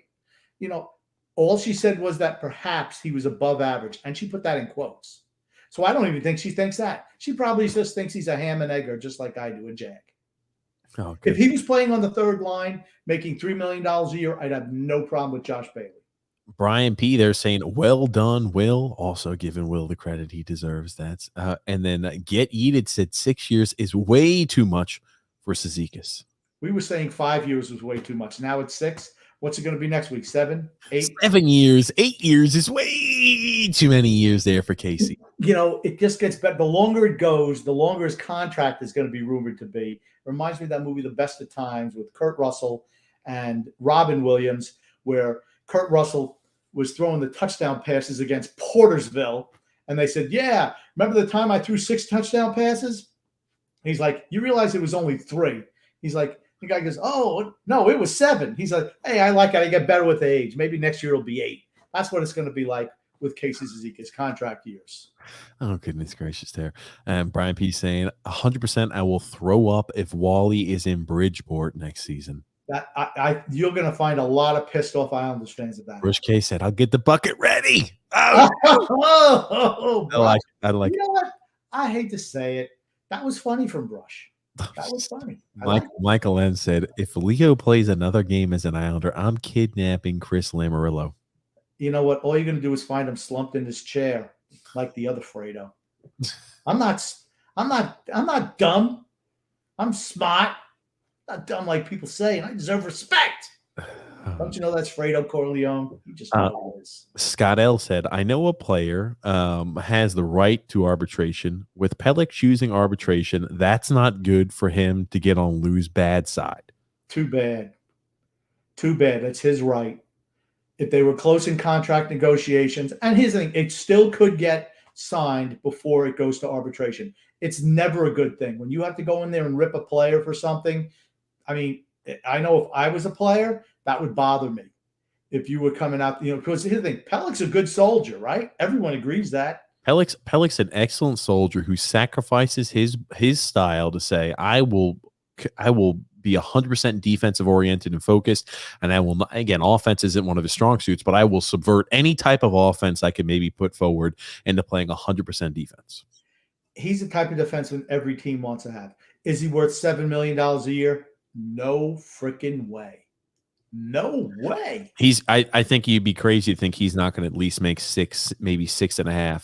Oh man, that's a lot. That's a lot for a defensive defenseman. That's a lot. How many more times do we have to listen to every single broadcast rave about how excellent he is? And again, he is excellent, but I think that you want to say what justifies it. Yeah, okay. His play on the ice, but I'll be interested to see how that goes. You're right. We have seen a lot of times players say we're going to arbitration, but they'll get a deal signed right before the actual arbitration hearing. So This is not out of the ordinary. Arbitration is not something you'd like, though. All I can think about is the old Milbury days of arbitration and the stories we heard through that. Making Tommy Sallow cry. Oh, yeah, great job, Milbury. Oh, goodness gracious. Eli said, the new TJ variant targets key brain cells and kills them, unlike many other targets, the lungs and heart. Are you? Wow. Coming in hot on you, boy. This is you saying that I've infected you. And Eddie Smith said Grumpy has the TJ variant. What the? Very true. Very true. It's because you can't pronounce a name to save your life. Oh, my God. Okay. Grumpy, you're the one who screws up names, Butch Goring. I don't want to hear shit. You're the one screwing up names. TJ used to call Vladimir Tarasenko, Transchenko. Hold on. That's Hold my on. It's the big show. I said it once. And this is before. Okay. No, when I said that too, this was 2012, 2013. Again, before he even played an NHL game, I believe this was. And Grumpy over here still uses that as a sorry ass excuse as to why that's the case. I don't want to hear it. Grumpy. It's a running joke in my house, just to let you know. I don't care if it's Transchenko is a running joke in this I don't house. care if it's a running joke in your house, Grumpy. I will tell you this: you can't pronounce the guy's name. There's no excuse not to be able to pronounce it. Tarasenko, there, Butchie Goring. I like it how they're calling you the TJ variant, like you're a disease. I love it. Michael M said, TJ, you need a regular sports podcast on Spotify. We're working on it. We're working on it there with the guys who handle our stuff here now, so we can get that on. Oh yeah, we will. That will happen. It will happen. Yeah. Speaking about other things that will happen, we're in the process there with the shirts. People ask me on Twitter. We're still in the process of getting that completed. It's so easy. It's so easy. I needed to make sure we got all of our guest spots filled here for the summer. That was something we need to spend some time on. So we've been slowly getting everything done there. Alexander said, this guy told me the reason why they signed Casey Cizikas to a 6-year contract is because the AAV, the average there, would have been more. So the 6 saves the Islanders there some money every year. It's true. It does. It does. If you add up the years, it's more for the 3.5 or 5 than it is 2.5 or 6. Michael T said 6 years isn't bad and $2.5 million is very good. I will agree that $2.5 million is very good. The 6 years is atrocious. That's awful. It's bad. See, can any Islander fan tell me, seriously, Islander fans, take a poll out here. Can Islander fans tell me that they think Casey Cizikas at the age of 30 with an injury riddled past is going to be playing till he's 36 years old? It's like signing Anders Lee to a 7-year deal at 29 for $7 million per. How's that one going to age? That's going to rot on the vine. Just like that old style of wine, Grumpy. I wish I knew what type of wine it was. I don't know anything about wine. I don't drink wine. And Mario there said Bolduc is getting such a push because he was drafted by Lamoriello. I firmly believe that. I absolutely believe they're going to push the guys that they draft at the expense of guys that Garth Snow drafted. I firmly believe that. I hope that's not the case because then I bought hook, line, and sinker that. It was interesting to hear Will not be, again, I'll say it again, as in love and infatuated with Samuel Bolduc as our defensive prospect. If you would have asked me to take a poll who I thought was our most NHL ready, who was going to be probably the most successful, I would have said Bolduc before this conversation here today. I've been in love there with him. Everything I hear, everything I read about him, all the highlights I see popped up all over Bridgeport. I've been in love there with him, and to see that kind of change is not fun. With the highlights they put on, maybe they put up Coco, the service dog. Make him a left-handed defenseman. Oh, stop! He's getting a lot of run. Hey, they had a recent video of him playing with a whole bunch of other dogs, a whole bunch of other puppies. And I'm like, oh, you read the comments too on Twitter. People are like, this is cute and all. I like Tori the service dog, but where the hell is the Islanders news? Isn't his name Coco? See, I was ahead of my time. I mentioned it. All of a sudden now it's hot. Now it's going viral. Who was the first one to mention about Coco? Me. That's a stop. Rusty Spooner said, hey, Grumpy, TJ's dressed like a 70s, 80s Miami Coke dealer. Oh, yeah. Where's the white Ferrari at, TJ? Yeah, that's right. Call you Mr. Miami Vice, the TJ variant. They'll call it Miami Vice. Oh, goodness gracious. Oh, man. That was a huge. You ever heard of Miami Vice? I've never watched Miami Vice, but I've heard of Miami Vice. Do you know any of the stars in it? Do you know any of the names of the guys? No. Starsky and Hutch? I don't know. Are they the same? I don't No, Starsky and Hutch was Starsky and Hutch. That was 70s. And they drove I think it was the red Charger. I don't know. I think it was a red Charger they drove. It was a long time ago. But Crockett and Tubbs, Don Johnson, Philip Thomas. Gosh, I forgot his last name. He had a 3-name guy, and they were like the cool guys. But they wore shirts like that, not Islander shirts. But, that was a Friday night show on NBC. And then Michael T said, I met Richie Pilon at a booby bar in Long Island. We'll have him back on the show. He said he's down here this offseason. We were going to have him back on in September sometime. Yeah. I'm just working out the deets. That's definitely a story that's got to be told. Stop. Oh, my goodness. Scott L. said, TJ, you were late to your own wedding because these live streams start late. It's true. He was late to his own wedding. No, I wasn't late to my own wedding. I was. Were you not? I thought you were. No, I was right on time. William C. said, anybody else getting fed up with no deals or trades announced yet? Seriously, it's been a week already. The only way I'll be frustrated is if we don't make a trade. If we make a trade, I'm fine with it. If we don't, well, it just gives us something to talk about until then. That's all I have to say. I'm ready, honestly, though, for some trades to start coming through or some moves to start coming through. I'm not worried, though. As a fan, I'd like to see something happen, but I have zero worry. I'm not worried. Everybody's already signed. I thought that Murray was signed. But think about it. If you were Ryan Murray and you wanted to go to a Stanley Cup contender and you had the choice between us and Colorado, who would you pick? He picked right, FYI. He picked right. I want to ask you another question.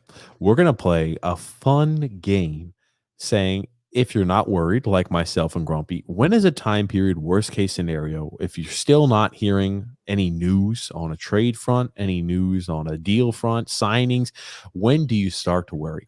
I'm not worried until probably mid-September. Right when mid-September rolls around, I'm like, uh-oh, ladies and gentlemen, I'm starting to smash the panic button. But right now, go ahead. We have to do something before training camp. It has to be before training camp. And I think that's the middle of December. September.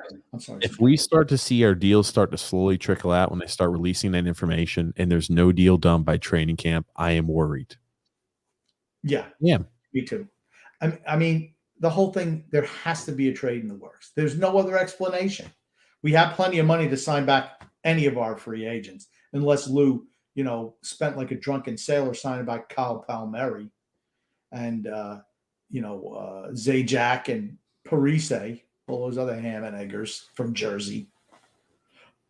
Michael M. said, it's so like Trotz, though. Michael Del Cole played 386 games in an Islanders uniform like Komarov, and they still put up less points than Ho-Sang did in the NHL. Isn't that sad? Isn't that sad? Josh got some other issues. I love Josh Ho-Sang, but he's got other issues. He never got a shot.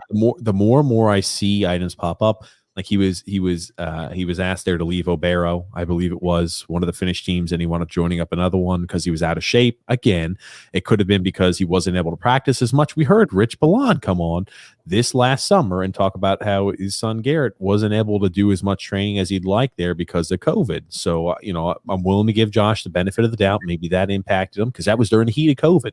So maybe that was the reason why he came in a little out of shape there. And again, they were mid-season as well in the Finnish league. So I try to give him as much leeway as possible as I do all players. But I will say I think there's more of a Josh issue than not. My whole problem with the Islanders when it comes to any of their younger guys, Bellows, Ho-Sang, Aho, they never give them a legitimate shot to break into the lineup. That's the thing that makes me angry. They should have just as much, if not a better shot, because you want your team to have younger players who are under team control on smaller contracts. That gives you the financial flexibility to make moves like for a Tarasenko or for a Goudreau or for whoever's out there. But when you keep on going with the old retreads and have to pay them more money since they're veterans, and you keep the young guys shackled to the bench or to the minors, it's not good for your team. Wouldn't you like to see what Josh Ho-Sang, who certainly showed talent, particularly working with Brock Nelson that 1 year? They look like a natural fit, and he just never got another shot. That's it. You're never playing for us. And they waited how many years did they just keep him there instead of moving him? If you don't want him, cut him. But at least give them a shot or let them go. Let them advance their career. Because, if these guys rot on the vine, their career is going to be over. I mean, and Kiefer Bellows is probably the next one. Yeah. You see that happen quite a bit here. But, I will play devil's advocate. Maybe the guys aren't good enough to actually crack it in the NHL. To play devil's advocate. But Leo Komarov, who can't even skate, or Travis Zajac, who's 37 years old, or Michael Del Cole, for instance. Those guys can, please. Moving right along there. Michael T said, no worries about no news yet at all. Lou and Barry will have the Islanders in the playoffs again. I wouldn't count my chickens for that one. I'm not counting my chickens on that. I am less enthusiastic about the Flyers than you are. I know you're thinking the Flyers have really made a push, and I'll tell you that the Rangers look like they tried to do anything and everything they could to add as much sandpaper as humanly possible to that team. What were they lacking? Certainly wasn't talent. It's way easier to have a talented team and add sandpaper and grit. Way easier. It's tougher to get high-end talent. That's all I have to say. I'm not saying the Rangers are going to beat us out, but their guys are young and talented, without a doubt. Who would you rather be, the Islanders or us for the next 5 years? Oh, and you said the Islanders are us. I'm sorry, the Rangers or us? For right now, I'd rather be the Islanders. If we're talking, 2 years down the road. Okay, well, it's a big come on, you can't cherry pick that. They're way different. Yeah, I think the Rangers are loaded with talent. And here's the thing: if Reeves does what he's supposed to do, and they bring a couple other guys in who have a little bit of grit, that makes them way tougher to play against. I don't think they're a tough team to play against. They weren't, and neither was Philadelphia last year. And we beat the hell out of the Rangers every single game we played them against. I don't think we're going to see the same exact amount of dominance we did in the last few years against the Rangers upcoming. Right, because they want to add some physicality to their lineup. That's what they need. They're super talented, but as Tampa Bay showed, as the Islanders showed back in the day, you know what? You need to have a little bit of sandpaper in your game to put you over the top. And that's the one thing they went out and got this year. I'm not saying they're better than us, but they're going to be improved. Alexander said, since we're signing Zajac, maybe we can bring in Vladimir Malikov, Pierre Turgeon. Scott LaChance. Wow. I think LaChance's kid got drafted this season, this past draft, by the way. Pierre Turgeon was a good player for us, too. Michael M. talking about Leo Komarov, 19 playoff games, 0 goals, playing with Matthew Barzal. And yet the Islanders Facebook and Islanders cartel media thinks he holds the first line together. Strong Kool-Aid. Must be talking about Lollipop.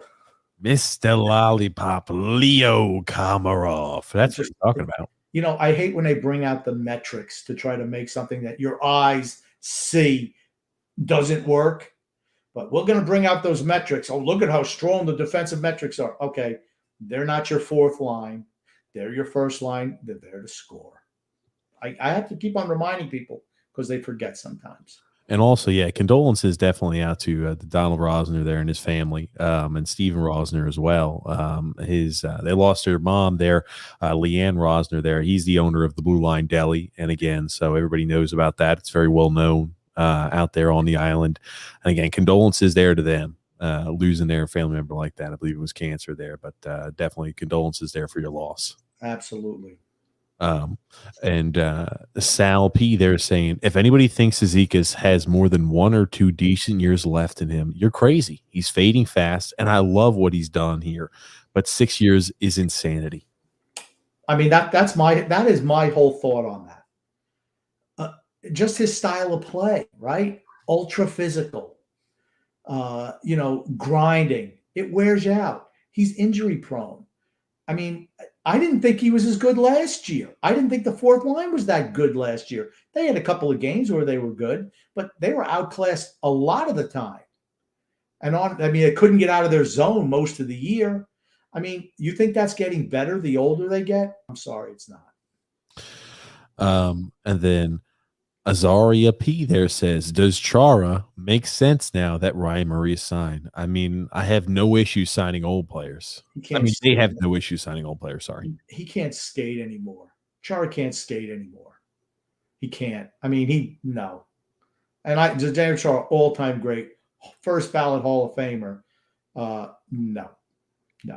I was about to say, when we watched him in the games, we got to see the 8 games against the Washington Capitals this year. Man, oh man, you could just tell it's unfortunate. He's towards the tail end. It's like he's got cinder blocks attached to his ankles. He's not fleet of foot. He's never been a guy who, younger on in his career, he used to be able to skate and move for a big guy. Yep. But now it's, You could tell it's really tough. It's a struggle. Age catches everybody. Emmanuel R. said, if Tarasenko is plan A, what or who is plan B? There is no plan B. The Islanders never have a plan B. It's always plan A or bust under Lou Lamoriello. If Tavares doesn't work out, oh well. If Panarin doesn't work out, oh well. When Tarasenko doesn't work out, oh well. Oh, it'll work out. I don't know why you're trying to pretend to be pessimistic here. But if he doesn't work out, I'm not sure what we have as a plan B, if anything. There is no plan B. To play devil's advocate there on the other end of the spectrum, Bruce K there saying Lou is a genius. Buh. My goodness gracious. Moving right along. I know I missed some comments here, but we have a lot. What a shocker. What about the Casper Holmstrom comments you were talking about? Did you lose that? Those are far gone, Grump. Those are far gone. Michael T said, I want Johnny Gaudreau. Great player, but do you want him for 1 year? And what would you have to give up to get him? I mean, that's what it comes down to. He's a free agent at the end of the year. And if you think he's signing back here, I'm sorry, I don't see that. And that's going to be real money, real big money. I was about to say, it is going to be big money too, because I think you're going to see next year's players start to take a little bit more. 2 years from now, you're going to see it back to the same old players are going to get paid significantly larger than, what the highest contract is now, because we're going to see the cap increasing, steadily throughout the time period.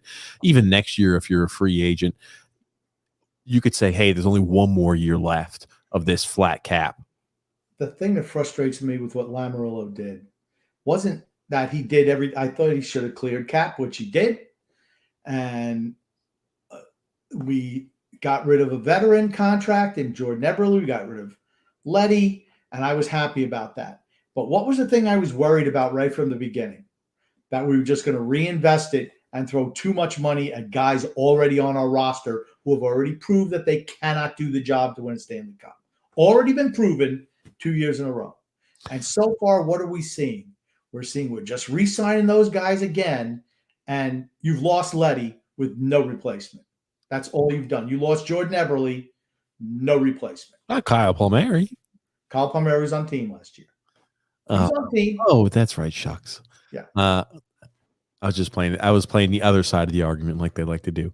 Michael M saying, if Lou was a genius, he wouldn't have traded Taves for peanuts. That's one of those sore button issues I've got.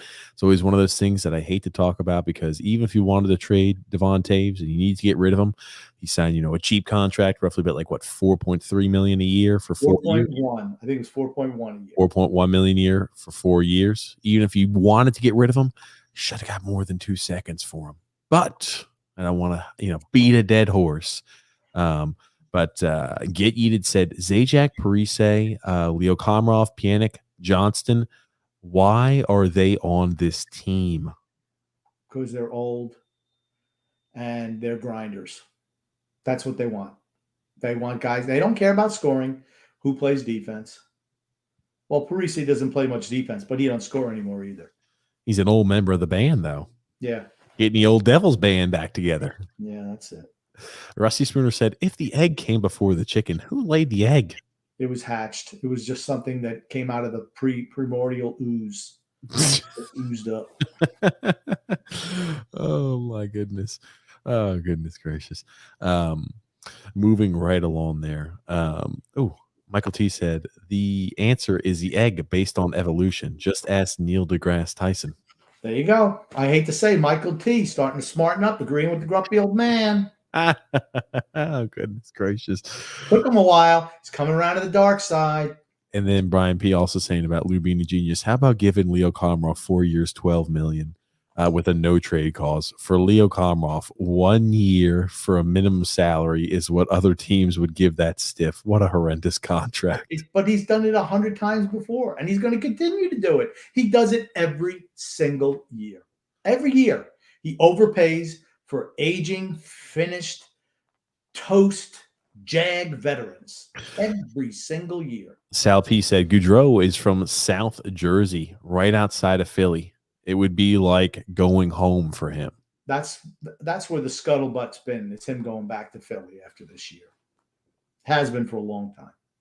Maybe it won't happen, but he certainly won't sign here. You think a guy like that is going to subjugate his offensive game to play for this team? You're crazy. Not happening. Alexander said, watch Holmstrom become back-to-back 30-goal-a-year scorer. Going to be tough to do that on the third line. Oh, come on. And then Brian P. said, Tomasino over Kaliev over Draco Malfoy all day. Draco Malfoy there for Casper. He's giving Casper way too much credit calling him Draco Malfoy. Jim P. said, I was surprised we drafted Ruslan Ishikov as well. Yeah, me too, but he has no shot of playing here ever. Ever. Never, ever. Never, ever, ever? Never. No chance. Michael M. said, I don't understand how we picked Holmstrom and picked Ratu. It's like we have no idea what we're doing in the draft. They don't know what they're doing. This year they stuck to the board because the scouts couldn't go out on the road and look for grinders. So it's like, well, geez, let's just go with chalk. And that's why the draft looks so good. I see Will had the same feeling that everyone else did, that, our draft was not overwhelming. It was okay. And then, because that's what I said, but I was excited. And I was only excited because in retrospect, because we've been drafting so poorly the previous years, that just a C grade is like an A+ to us Islander fans. Michael D saying, did you guys just gloss over that Will did not think Oliver Wahlstrom will be a top line player? Did we gloss over that? I think he undersold how good Oliver Wahlstrom's become. I do. And I think for a fair assessment, I think he's grown as a player, but he was a guy when he was originally drafted who was a shot-only guy. He was never a great skater. He's improved on his skating. He's still not a great skater. He's a guy who's got unbelievable stick handling ability. I think he's got good vision, and he's got a lot of offensive acumen. But I think he's worked on his skating. He could still work and improve on his skating, but he's never going to be a great skater. He can move well. He's also more physical than I originally expected to. Yes, he's adapted to the physical game, and he's improved tenfold as a skater from what he was. Tenfold. I remember TJ, I thought he couldn't even skate, but he's really improved in that aspect of his game. And good for him, right? You got to work at it. Certain players who struggle skating will never learn how to skate, like your Griffin Reinhardts. That's a guy who they said, oh, he's so smart and strategic the way he moves. That's the reason why he doesn't look like he's exerting a lot of energy. That's why he doesn't look like he's flying around out there in the ice, because he's always in the right spot at the right time, so he doesn't have to go ahead and overexert himself. Some guys can never be great skaters. Some guys can never improve their skating. Griffin Reinhardts, the list goes on and on. Oliver Wahlstrom has shown those improvements there. When he originally was drafted, was not a great skater, though. Right. When you said just, doesn't exert a lot of energy, just kind of, positionally sound like talking about Josh Bailey. Griffin Reinhardt, Josh Bailey, what's the difference? Really? I knew you were going to try to slam that in there, but I appreciate you, Michael, there for bringing that up. Hopefully you didn't gloss over that. But I will say, us as Islander fans, we know we get to watch Oliver Wahlstrom on a pretty consistent basis, and I think this year he's made big strides. We saw it there. Sometimes he looked dominant out there on the ice in certain shifts. So it's one of those things that we'll closely monitor. Alexander saying, I just want to say, love the podcast as well as your other one there, TJ and the Grumpy Old Man. Thank you for giving us some great entertainment, and hope you guys are doing great. Many blessings to both you and your families, TJ and Grumpy. Thank you there, Alexander. I appreciate it. Thank you, Alexander. And Carlos Carrasco, if they get him stretched out a little bit, he's going to do okay for the Mets. And then Eli said, when's the next general sports podcast show? I keep forgetting. It's tomorrow at 9 p.m. Eastern Standard Time. I'm so glad we have Eli to pump that show. TJ certainly won't do it. Michael M. said, I feel for Bellows. If you're getting scratched for Leo Komarov, it's time to retire. Right, or Travis Zajac, or any other myriad of ham and egg or grinders. I mean, the kid, 3 games, 3 goals. 2 goals first game, and he looked really good. Second game, scores another goal. 1 game he doesn't score a goal, banishment. You're done. You're history. Josh Bailey could go 70 games without scoring a goal. Gonna roll him out every night. Play him on the power play. Play him anytime he wants, because he's smart. Give me a player who produces over somebody who's smart every day of the week. Paulo C. said, we need a right-winger scorer to replace Eberle. We're weak on the right side now, and Wahlstrom is not enough to have a chance there for a cup. If we do not get Tarasenko, it is going to be a very long season. Unless they feel that Josh Bailey is the answer at right wing. He have been never scoring more than 18 goals in the season. Oh, how many goals has he scored when was the last time he scored on a power play? Josh Bailey, I don't know. Was it like 3 goals in the last 200 games? I don't know. That's our boy Vinny. I think our boy Vinny Smith there gives us that. Either Vinny Smith or Sal P. I cannot remember, and I apologize. I got to know our fans better. Thomas D, thank you so much for this point. Says no chance they don't sign or trade for a veteran defenseman. Trotz does not play rookies. He still sits Noah Dobson for long periods at times when he makes mistakes. That is 100% correct, right? Talk about will he be ready to take the next jump? Remember, they sit Noah Dobson when he makes a mistake. Sometimes they sit him for 10 plus minutes. It's not even if he makes mistakes. They just sit him because he doesn't trust them. I mean, but you can see Andy Green make a mistake after mistake after mistake. Now, that said, Noah Dobson was not the same player after he came back from COVID. Till maybe the end of the playoffs, I thought he was starting to get it back a little bit. But he struggled after he came back from COVID. He did. But the fact that to me, it's like you gotta let the young guys grow. You can't shelter. What are you gonna do? Let him play 10 minutes a night till he's 30 and then he's ready to go? I don't know. Scott Ellison said all other teams in the league give their young kids playing time, and not the Islanders way. It's frustrating. Yeah, same thing here. That's frustrating. Good word. Dan, grumpy old man. His name is Dan. You're right. You said Daniel. You said Daniel. Yes. Okay. Brian M. there said, "What's wrong with Hickey?" He sucks. He sucks and blows. Oh, goodness gracious. Moving right along there, Michael M. said, "Don't even need analytics. Anyone I know who's not an Islander fan has watched us play notices that Leo is not for the right reasons. Notices Leo not for the right reasons. Man, I'm having a because he's finished. He's finished. He's absolutely finished. And you watch him get time next year. You watch. Maybe, you know what, Wahlstrom, you didn't score last night, and you're on the ice for a goal. Doesn't matter if it was because Parise was goal hanging. You weren't back in your zone covering that, so we're going to sit you. Doesn't matter if Parise's a -7 and you're a -1. You're sitting. Michael T said, if Pelech is so great, one of our young defensive prospects should be able to play alongside him and learn. They don't want to break could, but I mean, you don't want to saddle a guy who's your best defenseman there. And if you're going to play him with a younger guy, you know he's not going to get much time. So you don't want to go ahead and saddle him and say, we're going to play you less minutes now. We're going to play you with a guy like a sidecar. How would you like to have Dobson and give him more offensive freedom with Pelech? Put Mayfield with Pulak, and then of course your bottom pairing is a disaster. Andy Green, whoever else we're going to throw out there. Yeah. How's that work for you? Ooh. Brian M. said Wahlstrom is overrated. See, I don't think so. I'm not saying he's not rated as highly as he should be, but I think he's just overlooked. I don't think he's overrated. I don't think anyone rates him extremely high. What a film said, I hope Hickey gets back in the lineup. That would set Grumpy right off. You got that right. Ugh, Hickey. Jeez. Oh, he's like a bad rash. Just keeps coming back. Stop. And then what a film said, Brush, where do you get that helmet? I love it. It is a cool helmet. Absolutely it is. Moving right along here. Alexander said Josh Bailey is not elite. Who the hell says that? I hear people say it all the time. Josh Bailey's an elite winger all the time. Brush says that. No. Hey, remember, Mikey, Mr. Ryan said that. No, he's not elite. His mom, like I said, his mom didn't even call him elite tonight.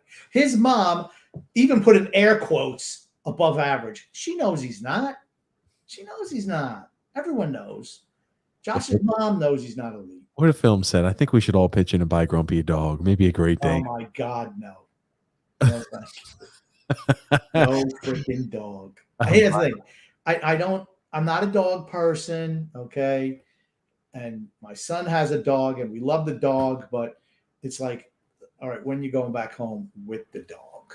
He just maybe because he's a he's a bigger dog, and he's a German short-haired pointer, and I guess they're kind of hyperactive. They got him fixed, and it ain't changed anything. I knew that wasn't going to happen just looking at him. Brian P said, "Nice, TJ. You got a movie quote right." Yeah, I was about to say I got a movie quote right, Grumpy, and I got no credit for it. I got no kudos from you. I guess I just brushed it off as the blind squirrel. Do I need to whip that one out again? Oh, funny. Rusty Spooner also said his mom called her son, I quote, "my son Spackle." Yep. Thanks for the new nickname, Miss Bailey. Spackle, the hockey player. Laughing my ass off. That's right, Spackle. And then Jim P said, I hate to say it, but Casey is going to be long-term injury for the last 3 years of that 6-year contract. I was about to say, realistically, I could see that maybe being the case, unfortunate as that is. But I'm not riding and putting 100% faith in that he'll be long-term injury. It's nice to think maybe that is something, but I'm not going to Vegas and putting money down on that. Yeah, he'll play at least 4 years of that deal, at least. Rusty Spooner said, Grumpy and a Bull Mastiff is perfect. Oh, my gosh. I remember a friend had a Bull Mastiff. No. Just, no. Brett W. said, this just in from Luna Landline. Casey agreed to a 9-year, $1.95 million. You know, that works. Keith's going off there. Rusty Spooner all said, this is the podcast, the roast of TJ. Oh, God, you're awesome, TJ. I appreciate it. But moving right along there, I'll tell you, it's we got a lot of comments here, and I enjoyed having Will there on the podcast today, Grumpy. This is unfortunately we do not have. Oh, Eve, my best friend, Eve. He says port wine is the wine you're thinking about, TJ. I knew somebody would get that reference. I'm a wine drinker. I drink a little bit of wine. Somebody told me that once. You go to the discount aisle. Oh, what's the biggest jug of wine you got? Family-sized bottle of wine. Never even heard of such a thing. Probably drink it right out of the box, don't you? I don't drink it out of the box. I just get an actual box wine. And Brett W said, Grumpy, Josh Hosang was put on waivers a few times. Nobody claimed him. Nobody else wanted him for free, so a trade couldn't have been an option. Cut him. There was your option. Cut him. Drop him. You didn't have to re-sign him last year. You didn't have to. You didn't have to re-sign him 2 years ago when he was restricted free agent. You never had to re-sign him. You chose to re-sign him. Didn't have to. You chose to do that. Let him go. Soon, what do you know? As soon as he's not under contract, he gets signed by Toronto. I'm just saying, right? Somebody would have picked him up. Oh, my goodness. And our boy Dan said, Tarasenko would have been a cakewalk to pronounce there. And he said, now that's going to be a running joke in my house now. So I'm glad, Grumpy, you're able to spread some of the running jokes you have in your house to others. Michael T there, I said it once. It was years ago. Michael T, and you're the one who still screws it up now. So I don't know who's more to blame. Michael T said, I shook Rich Ballon's hands and he had stone giant hands. He was like a stone giant. Yeah, he's a big guy. Put together. Yeah. Absolutely. And then Eli said, Reeves is an overrated pile of garbage who spends more time in a box than on the ice. 100% agreement. But that's the type of player they need. They need some player so you can't intimidate their skill players. That's what they were missing. They were missing it last year. And now they have it. I'm not saying that I never said Reeves was a great player, but he's like Ross Johnson. He's a deterrent out there. And it goes a long way, honestly. And then Doug Sarvara said, love your show. I'll give it a shout out there on my next episode of the Doug Sarvara show. Well, I appreciate that there, Doug. Absolutely there. Moving right along here. Oh, we got people who are not happy with the take you just had recently, Grumpy. Oh, man. What take? About the Rangers. You'd be more happy to be a Ranger fan. You would be in a better position to play if you were the Rangers than the Islanders were over the next 5 years. That's right. I firmly believe that. Where do you think this team's going to be in 5 years? 3/4 of our forward line is over the age of 30 years old. Yeah. He said, oh, my God, Grumpy, you'd have to be a Ranger. It's Michael. It's Michael, as he says. It's Michael. It's Mikey. He likes it. He won't eat it. He won't eat anything. It's like cereal. He's eating it. Hey, Mikey, you like it. Oh, goodness gracious. Seriously, if you can't say that the Rangers have are set up to be better in the next 5 years, you're not being honest with yourself. I mean, just look at how their team is young and talented. They are. They are, and it's going to be interesting to see how they're able to piece that together. And they do have a young stud goaltender, just like the Islanders do. So it's not like you could say, "Hey, we've got the young goaltender going for us." Shesterkin's also a really good goalie. They got a coach now who's way better than the clown they had last year. Way better. College Quinn. I mean, Gerard Gallant is a good coach, a really good coach. Brian P. said, sometime your general manager and coach have to instill confidence in young, talented players. Calling them out after one bad game and sitting them for old scrubs that aren't even close to as good is a stupid way to get the best out of the kids. 100, Brian, once again, 100% spot on. I like Brian, man. He and I think a lot alike. What a film said. We can't forget about TJ, Chinchilla or Hedgehog. It's on us, TJ. I'd probably go Hedgehog. I don't know. I don't have either of them, but if I'm saying one, I like Sonic the Hedgehog, so maybe I'll say Hedgehog. Chinchillas are good for coats. They don't make those into coats, do they? I think they do. Chinchilla coats, sure. Oh, God. I think it's that people don't like it now, but I don't know if they still do it. I'm sure they do. Alexander said Philip Forsberg is a guy they've got to go after once he hits the market. He's a guy I would love on this team. Love to have Philip Forsberg. Rusty Spooner said, do you think Lou takes a chance on a guy like Evander Kane? Do you think Barry can break that ego of his? Any thoughts on that? No freaking way. There's no way they bring a guy like that in. And we'll talk about that tomorrow for certain. We'll talk about the issue, but no, to answer your question, I think he is going to be, if those are true, he will no longer be playing in the NHL for a while, if ever. I mean, his wife just, man, oh man. Ex-wife, strange wife, whatever it is. Yeah, whatever. You think they got problems in their relationship, you think? Maybe. Mark A said, could Parise help on the power play? Potentially, I guess. He wasn't good enough to play on Minnesota's power play, though. No, I thought he played power play minutes. He played power play. He couldn't even get on the ice at the end. He was a depth player at the end in Minnesota. I just don't expect to see market improvement in Zach Parise. Oh, well, 2 years ago he did this. Well, yeah, but he was 35 then. Now he's 37. I mean, I'm just kind of confused. You're thinking he's getting better the older he gets? He's not. I'm not thinking he's going to get better, but our power play is miserable, and to have him out there, I think, couldn't hurt. But it depends, right? If we get a guy like Tarasenko, I don't think there's a need to have a guy like Parise out there. Exactly. If we don't, then sure, maybe he would help. But I mean, that's worst case scenario. Shouldn't Palmieri be just as good? You know, he and Wahlstrom out there. If you don't get Tarasenko, I was about to say Wahlstrom should be playing power play minutes, no doubt about it. He should be playing power play minutes next year. First power play. He should be on the first power play. Ariel C said, not sure why Zajac is even a thought to be brought back. Who thinks Zajac? Yeah, I want to re-sign him. Lou Lamoriello, that's who. Barry Trotz, that's who. Oh. More guys to play pinochle with.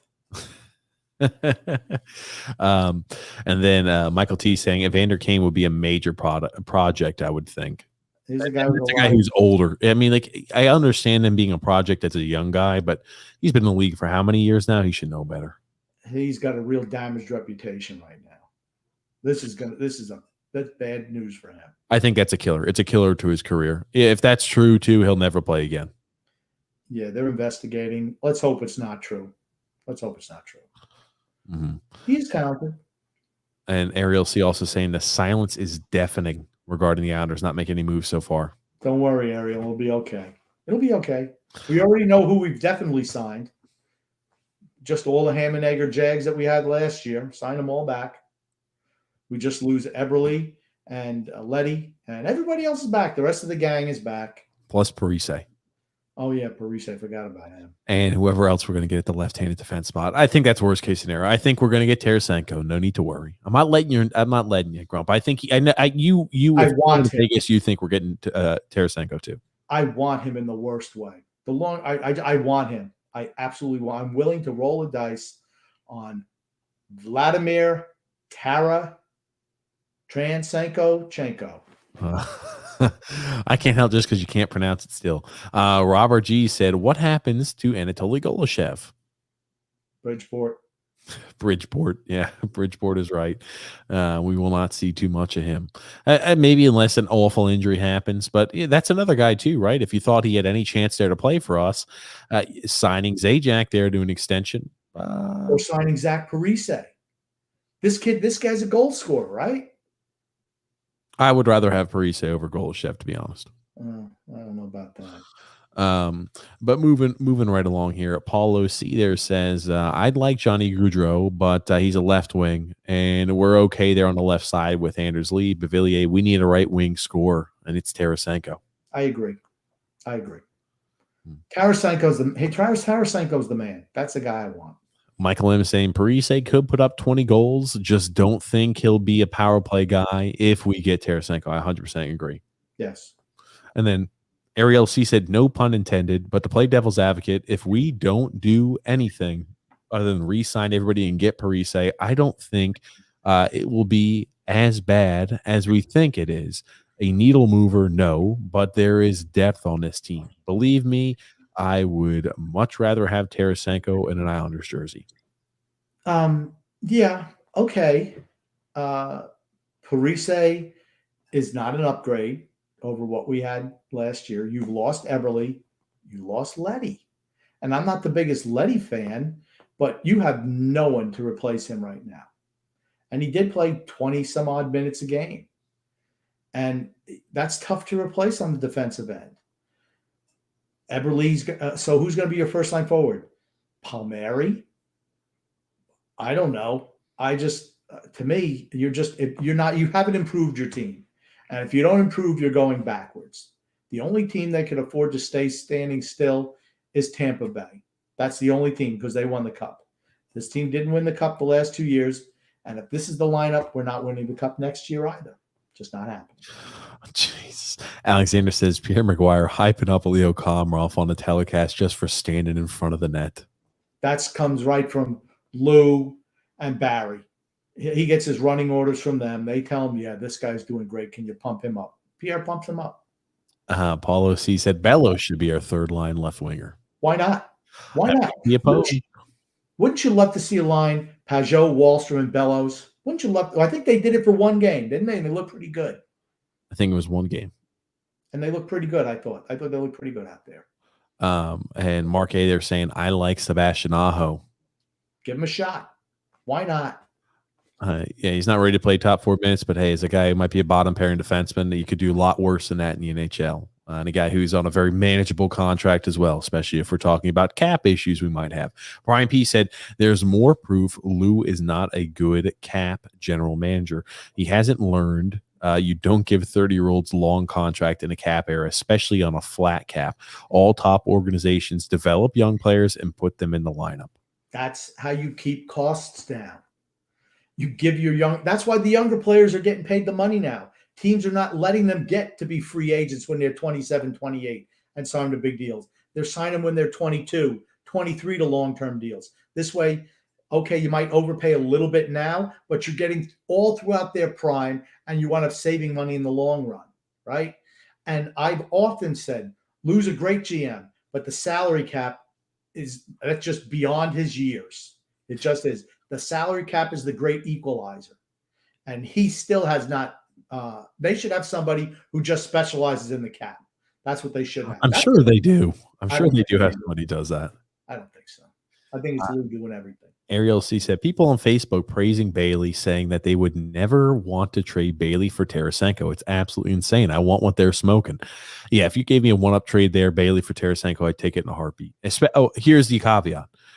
If Tarasenko is healthy, and if you've looked at his medical records and you say, yes, we could say that they had botched the surgery a few times and weren't targeting the right area, and this has now been fixed. If that is the case, I take that deal in a heartbeat. I don't care if he loses an arm. I'd still take him over Josh Bailey. But yeah, people praising Josh Bailey. Again, you hear it's like, oh, yeah, Josh, it would be terrible to see him go for what he brought to the franchise. What has he brought? mediocrity, below average play. I mean, he certainly ain't bringing goals and talent to the table. Alexander, as Pierre McGuire says, Eddie, can't say enough about Leo Komarov. Not retaliating. Blah, blah, blah, blah, blah. Unbelievable job by Leo Komarov. Yeah. Because he was late getting in the damn zone. The play was over. Everybody else is back on the bench. Oh, man. I'll just never forget it. You got Barzell and Eberle in the offensive zone. You got 5 guys back for Pittsburgh or whoever it was. And there's Leo behind the 2 defensemen backing him up. I'm like, what? Eli said, get a pug or something. They snore and sleep all day, Grump. What the heck do I need that for? What do I need a dog for? Oh, I used to have a cat. The cat was wonderful. Cat's dead now. But, I mean, the cat was just wonderful. Alexander said, for the last time to all Islander fans, Lee would not have put us over the top. We would have lost regardless of Lee. Just stop thinking that way, people. Anders Lee is not a difference maker. Honestly, I could see if we got to the Stanley Cup semifinals and lost in 7 games without Matt Barzell, then I could say Matt Barzell could put you over the top because he's the only difference maker on the whole team. Only guy. One guy on the whole team is a difference maker. I don't agree all the way. I'll tell you this. I don't think Anders Lee puts us over the top. I do think we do also have difference makers. I think our goaltending, I think a guy like Sorokin's a difference maker. I think a guy like Pelech is a difference maker. I do think those players are difference makers. Pelech is not a difference maker. He's a defensive defenseman. He's not a difference maker. He shuts down other teams' top lines and does an excellent job of it. I'm not saying that. I'm not saying that he doesn't. I think it's a difference maker when you can eliminate a top line. I do believe that's a difference maker. Okay. I thought there were times he got skated around last year. In the playoffs, I thought he looked excellent. He shut down the Crosby line. You just look at game after game. He shut down the perfection line. He did an excellent job. Yeah, I'm not belittling him in any way, shape, or form. I definitely want him back. I'm just saying in a tight game, you need somebody who can create offense. If you need a goal late, you need somebody who can create offense. Those are the players that are really hard to find. We're going to go rapid fire. We're going to go rapid fire here, Grump, because, we're going to go rapid fire here. Got a lot of comments here, Grumpy. Mark A said, do the Rangers make the playoffs next year? I think this is an interesting question. I think they're going to be close. If they make the playoffs, it's because a team like the Penguins fall off and don't make the playoffs. I think Gerard Gallant is a big difference maker for them. I think it is, and I think they're going to have a first gym. I think they will be close. I say this. I feel like I say this every year. When is the fun in the sun for the Pittsburgh Penguins and the aging crew of, your Letangs, your Crosbys, your Malkins? When is that going to fade? When is, the fade of, John Carlson and Alexander Ovechkin and Nicholas Backstrom? When are we going to start seeing the fading of those players? Again, like they're going to have a Connor McMichael to throw into the lineup, which is going to help. But when are we going to start seeing the fading of the Crosbys, the Malkins, the Letangs? I don't know. And next year? Who knows?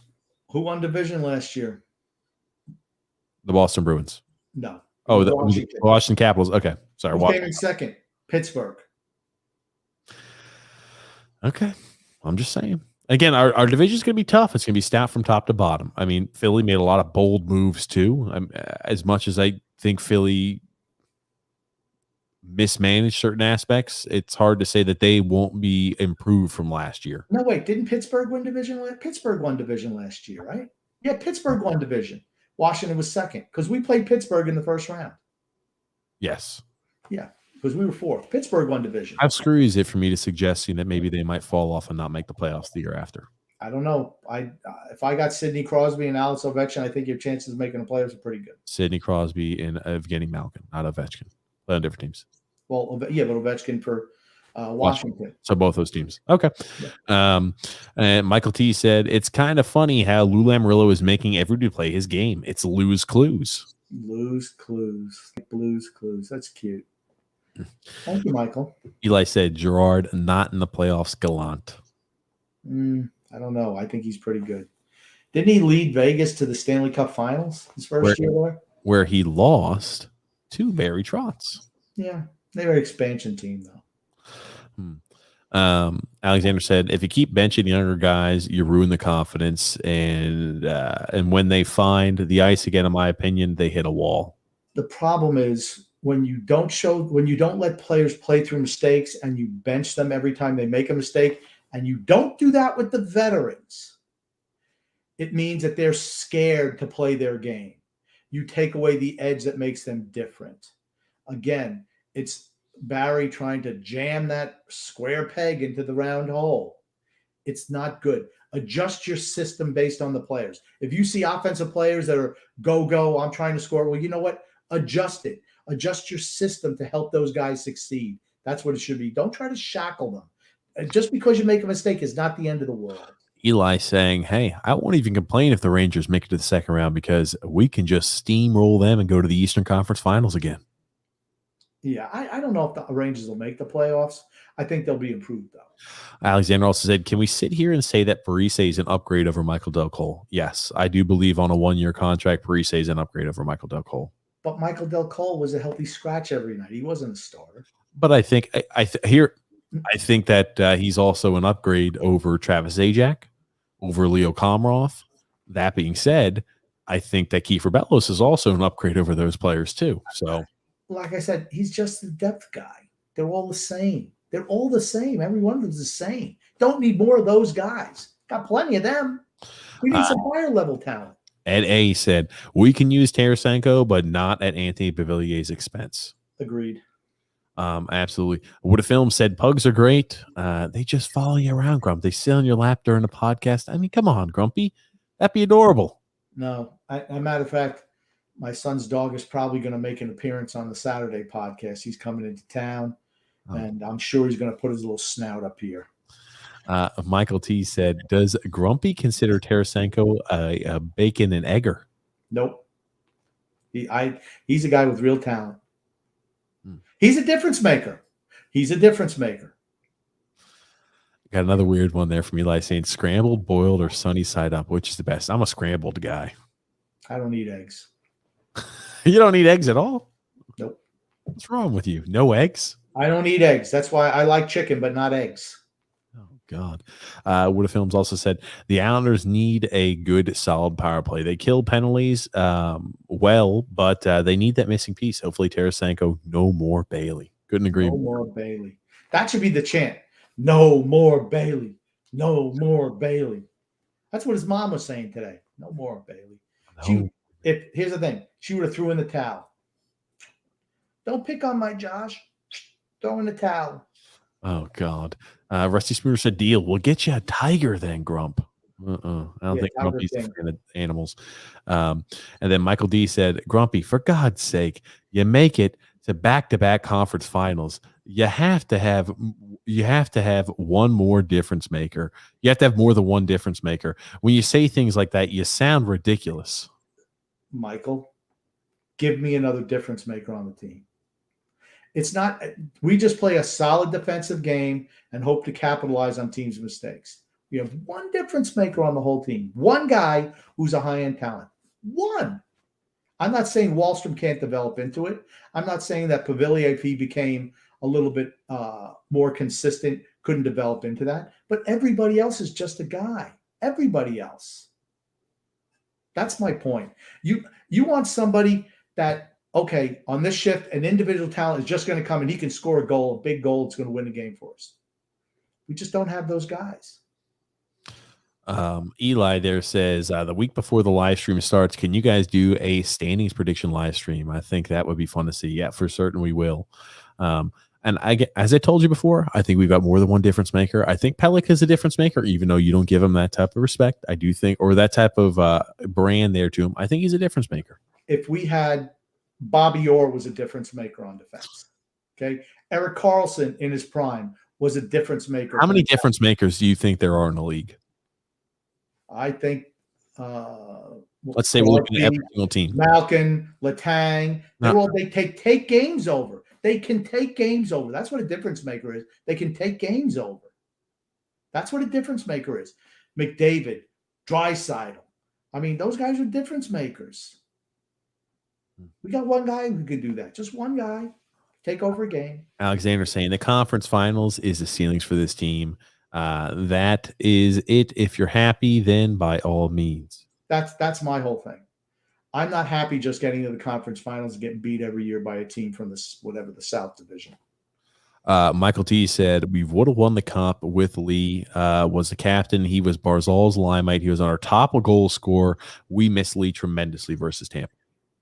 I'm not saying we didn't miss him, but I don't feel like that's that. I still don't think that puts us over the top. Rusty Spooner also saying we would have won the cup there with Lee 100%. We had Lee the year before. We didn't win the cup. And the only addition we made the year after was, hey, now we had Sorokin additionally in net. We had the same exact defense crew, except minus Devon Taves, who was a Norris Trophy finalist. We lost Lee, and we added Palmieri and That's it. Palmieri was the addition this year. I think it's excellent coaching. Who didn't score at all against Tampa? Same team. We had a lot of topics to speak about, a lot here, Grumpy. One more comment here. Aunt Bruce there saying, I think the Islanders win the cup last year after Wallstrom was back from injury. Why did Barry keep Uncle Leo in? Because he likes to play. He likes the old guys. He likes the guys who are consistent. He wants it. He doesn't care. I'm not saying he doesn't care if we score, but he doesn't want to have put anything to risk. He's risk adverse. And that means young guys aren't going to play because they're, I can't really trust them. I don't know what they're going to do from shift to shift. If they have a bad shift, they could fucking end up in our net. But he doesn't look at the positive. I'd rather look at, man, when that guy's on the ice, he can put the puck in the net. And I just don't think that Barry looks at it that way. Eli coming up with a few hashtag Spackle sucks and Spackle is slacking. Spackle slack.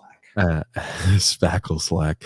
Brian P said everyone always forgets shortened seasons got us into the playoffs. We might not have even made it either year if there were 82 game seasons. We would not have made the playoff 2 years ago. Absolutely would not have made the playoffs. The year COVID originally started, we would not have made the COVID year. We would not have made the playoffs. Nope, never, no shot. But last year, even if it went 82, I still think we went because Philadelphia just imploded and the Rangers fell on hard times and Buffalo sucked. So, other than that, and the Devils were what the Devils were. But in the COVID year, we were not even making the playoffs. Paulo C there said Rangers will make the playoffs. They might even have a better season than us if we do not get Tarasenko. I think Washington might not make it. I think Washington's still going to make it. Laviolette's a good coach. Eli saying Washington and Pittsburgh out of the playoffs next year, in my opinion. Our division is going to be really tough. Carolina's going to make the playoffs. I was going to say Carolina is a guaranteed lock to make the playoffs, right? You're thinking all the additions that Philly made. The Islanders are a team that, hopefully has made some additions. Again, Pittsburgh won the division last year, but when is this fun in the sun going to set for those guys? Washington is another team that's older up there in age. So we have a very, very competitive division. Yeah, we're not the best division in hockey, but the teams are really balanced. It's really balanced at the top for certain. Talkafall also said there, Palmieri, who didn't score against Tampa. I guess we want to talk about the games before when he had the overtime winners and major goals. He may have age, but give the guy some credit. Who performed at the highest level against Tampa? Right? Matt Barzal. Matt Barzal really turned it on in Boston and forward for certain. I mean, Tampa Bay's the gold standard. Who performed their best against the gold standard? It was Matt Barzal. He was the one guy who stood up. I think there were a few guys who stood up. Come on. I think offensively. I think Brock Nelson offensively had moments. Yeah, not against Tampa. Not against Tampa.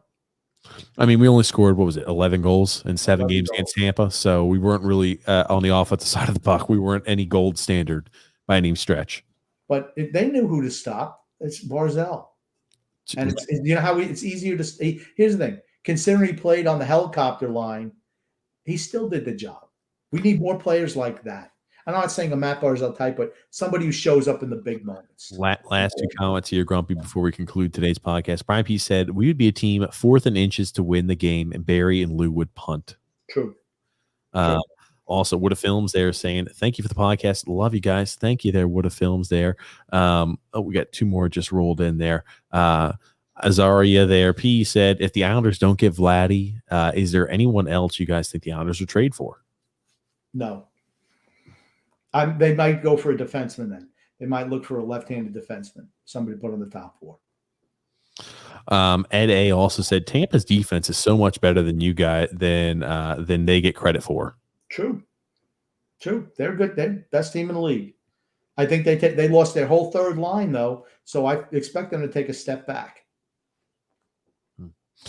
Talk also saying, I'm not saying Barry didn't stand up. I'm just saying that Palmieri is the reason we won most of the games. Totally disagree. Sorry, Taco. I disagree with that. Last comment here. William C. there saying, the way I see it is if we almost beat Tampa, which is truly the hardest test, any team we verse next year will be like a piece of cake. We now know what we have to do to win it all. Didn't we know that going into this year too? We went through the same grind the year before and couldn't get it done. And this year, the same thing. I think experience-wise, we're fine. I'm not worried. Some teams, when they first get their chance, hey, we don't have a lot of experience. It's kind of, the moment gets a little big for them. Some teams, even if it's the first time, the moment's never too big for them. I'm not worried about that with our team. Right. It's not, but here's the thing.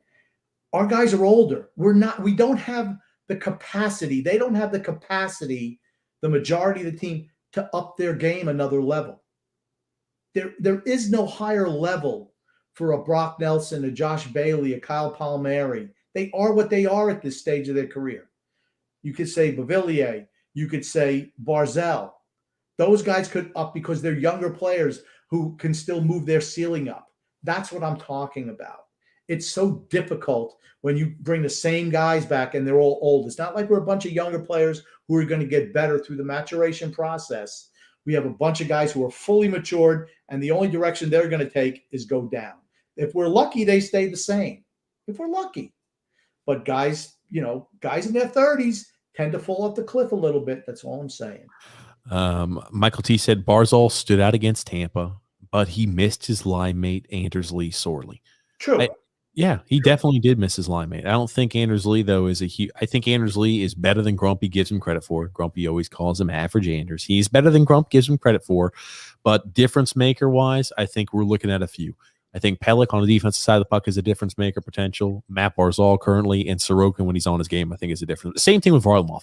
Our goalie tandem, when they're on their game, they're difference makers. Yeah, I think Sorokin is better than Varlamov. And you mentioned Sorokin didn't even play against Tampa. I'm just saying both of the goalies, when they're on their game, they're difference makers. I think our goaltending can be a difference maker. I think Sorokin can be a difference maker, not Varlamov.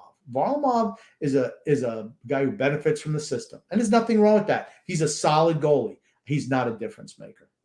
Right, he said there. Great show. As always, guys, Grump is my sensei. We think hockey the same. Thank you, Brian. And then and as Aria P also said there, is Vince Dunn a possibility for an Islanders to trade for? If yes, who do we send to the Seattle Kraken? Okay. I don't think the answer is yes. Why would the Kraken trade a 24-year-old cost-controlled defenseman for the next, 4 or 5 years? Why would they move a guy like that? He's a restricted free agent. Maybe he makes $2.5 million per year. He's a top 4 guy. Why would you move? I wouldn't move somebody like that. Maybe Lou would, like he did with Devon Taves, but most GMs would not. I will say he's going to earn more than 2.5. He's probably going to be earning 3.5 at least. Good deal. Yeah, and who would we have to give up? No earthly idea. I will tell you, that one has always baffled me. Not sure what we'd have to give up. I assume they'd have to be like some sort of young piece there if the Seattle Kraken are looking. I don't know what the Seattle Kraken are looking to do. Are they looking to win now? I think they're looking to be competitive, but they're also looking to build for the future. I think Vegas took the approach of, hey, we're looking to win now. They don't have the Kraken don't have any centers at all, really. They're lacking in scoring, and that's not something we can offer them. Well, Grumpy, we're here at the end of the podcast here today. Before we wrap things up, is there anything else you want to say here? I just want to say love and laughter to everyone who listens, and even those who don't. From TJ and the Grumpy Old Man. And thank you everybody who tuned in and listening. Again, big thanks and shout out there to Will Scouching there for coming onto the podcast here today. Big thanks to him. And thank you guys there for tuning in. Remember, we're going to be going live tomorrow on TJ and the Grumpy Old Man, which is in the link in the description below at 9 p.m. Eastern Standard Time. Make sure you subscribe to the channel so you don't miss out on any of the content. Make sure you like and follow us there on Facebook and Twitter. You can find us at Islanders Never Say Die podcast. Islanders Never Say Die. That's where you can find us. Thank you again for everybody tuning in, and thank you again, Grumpy Old Man.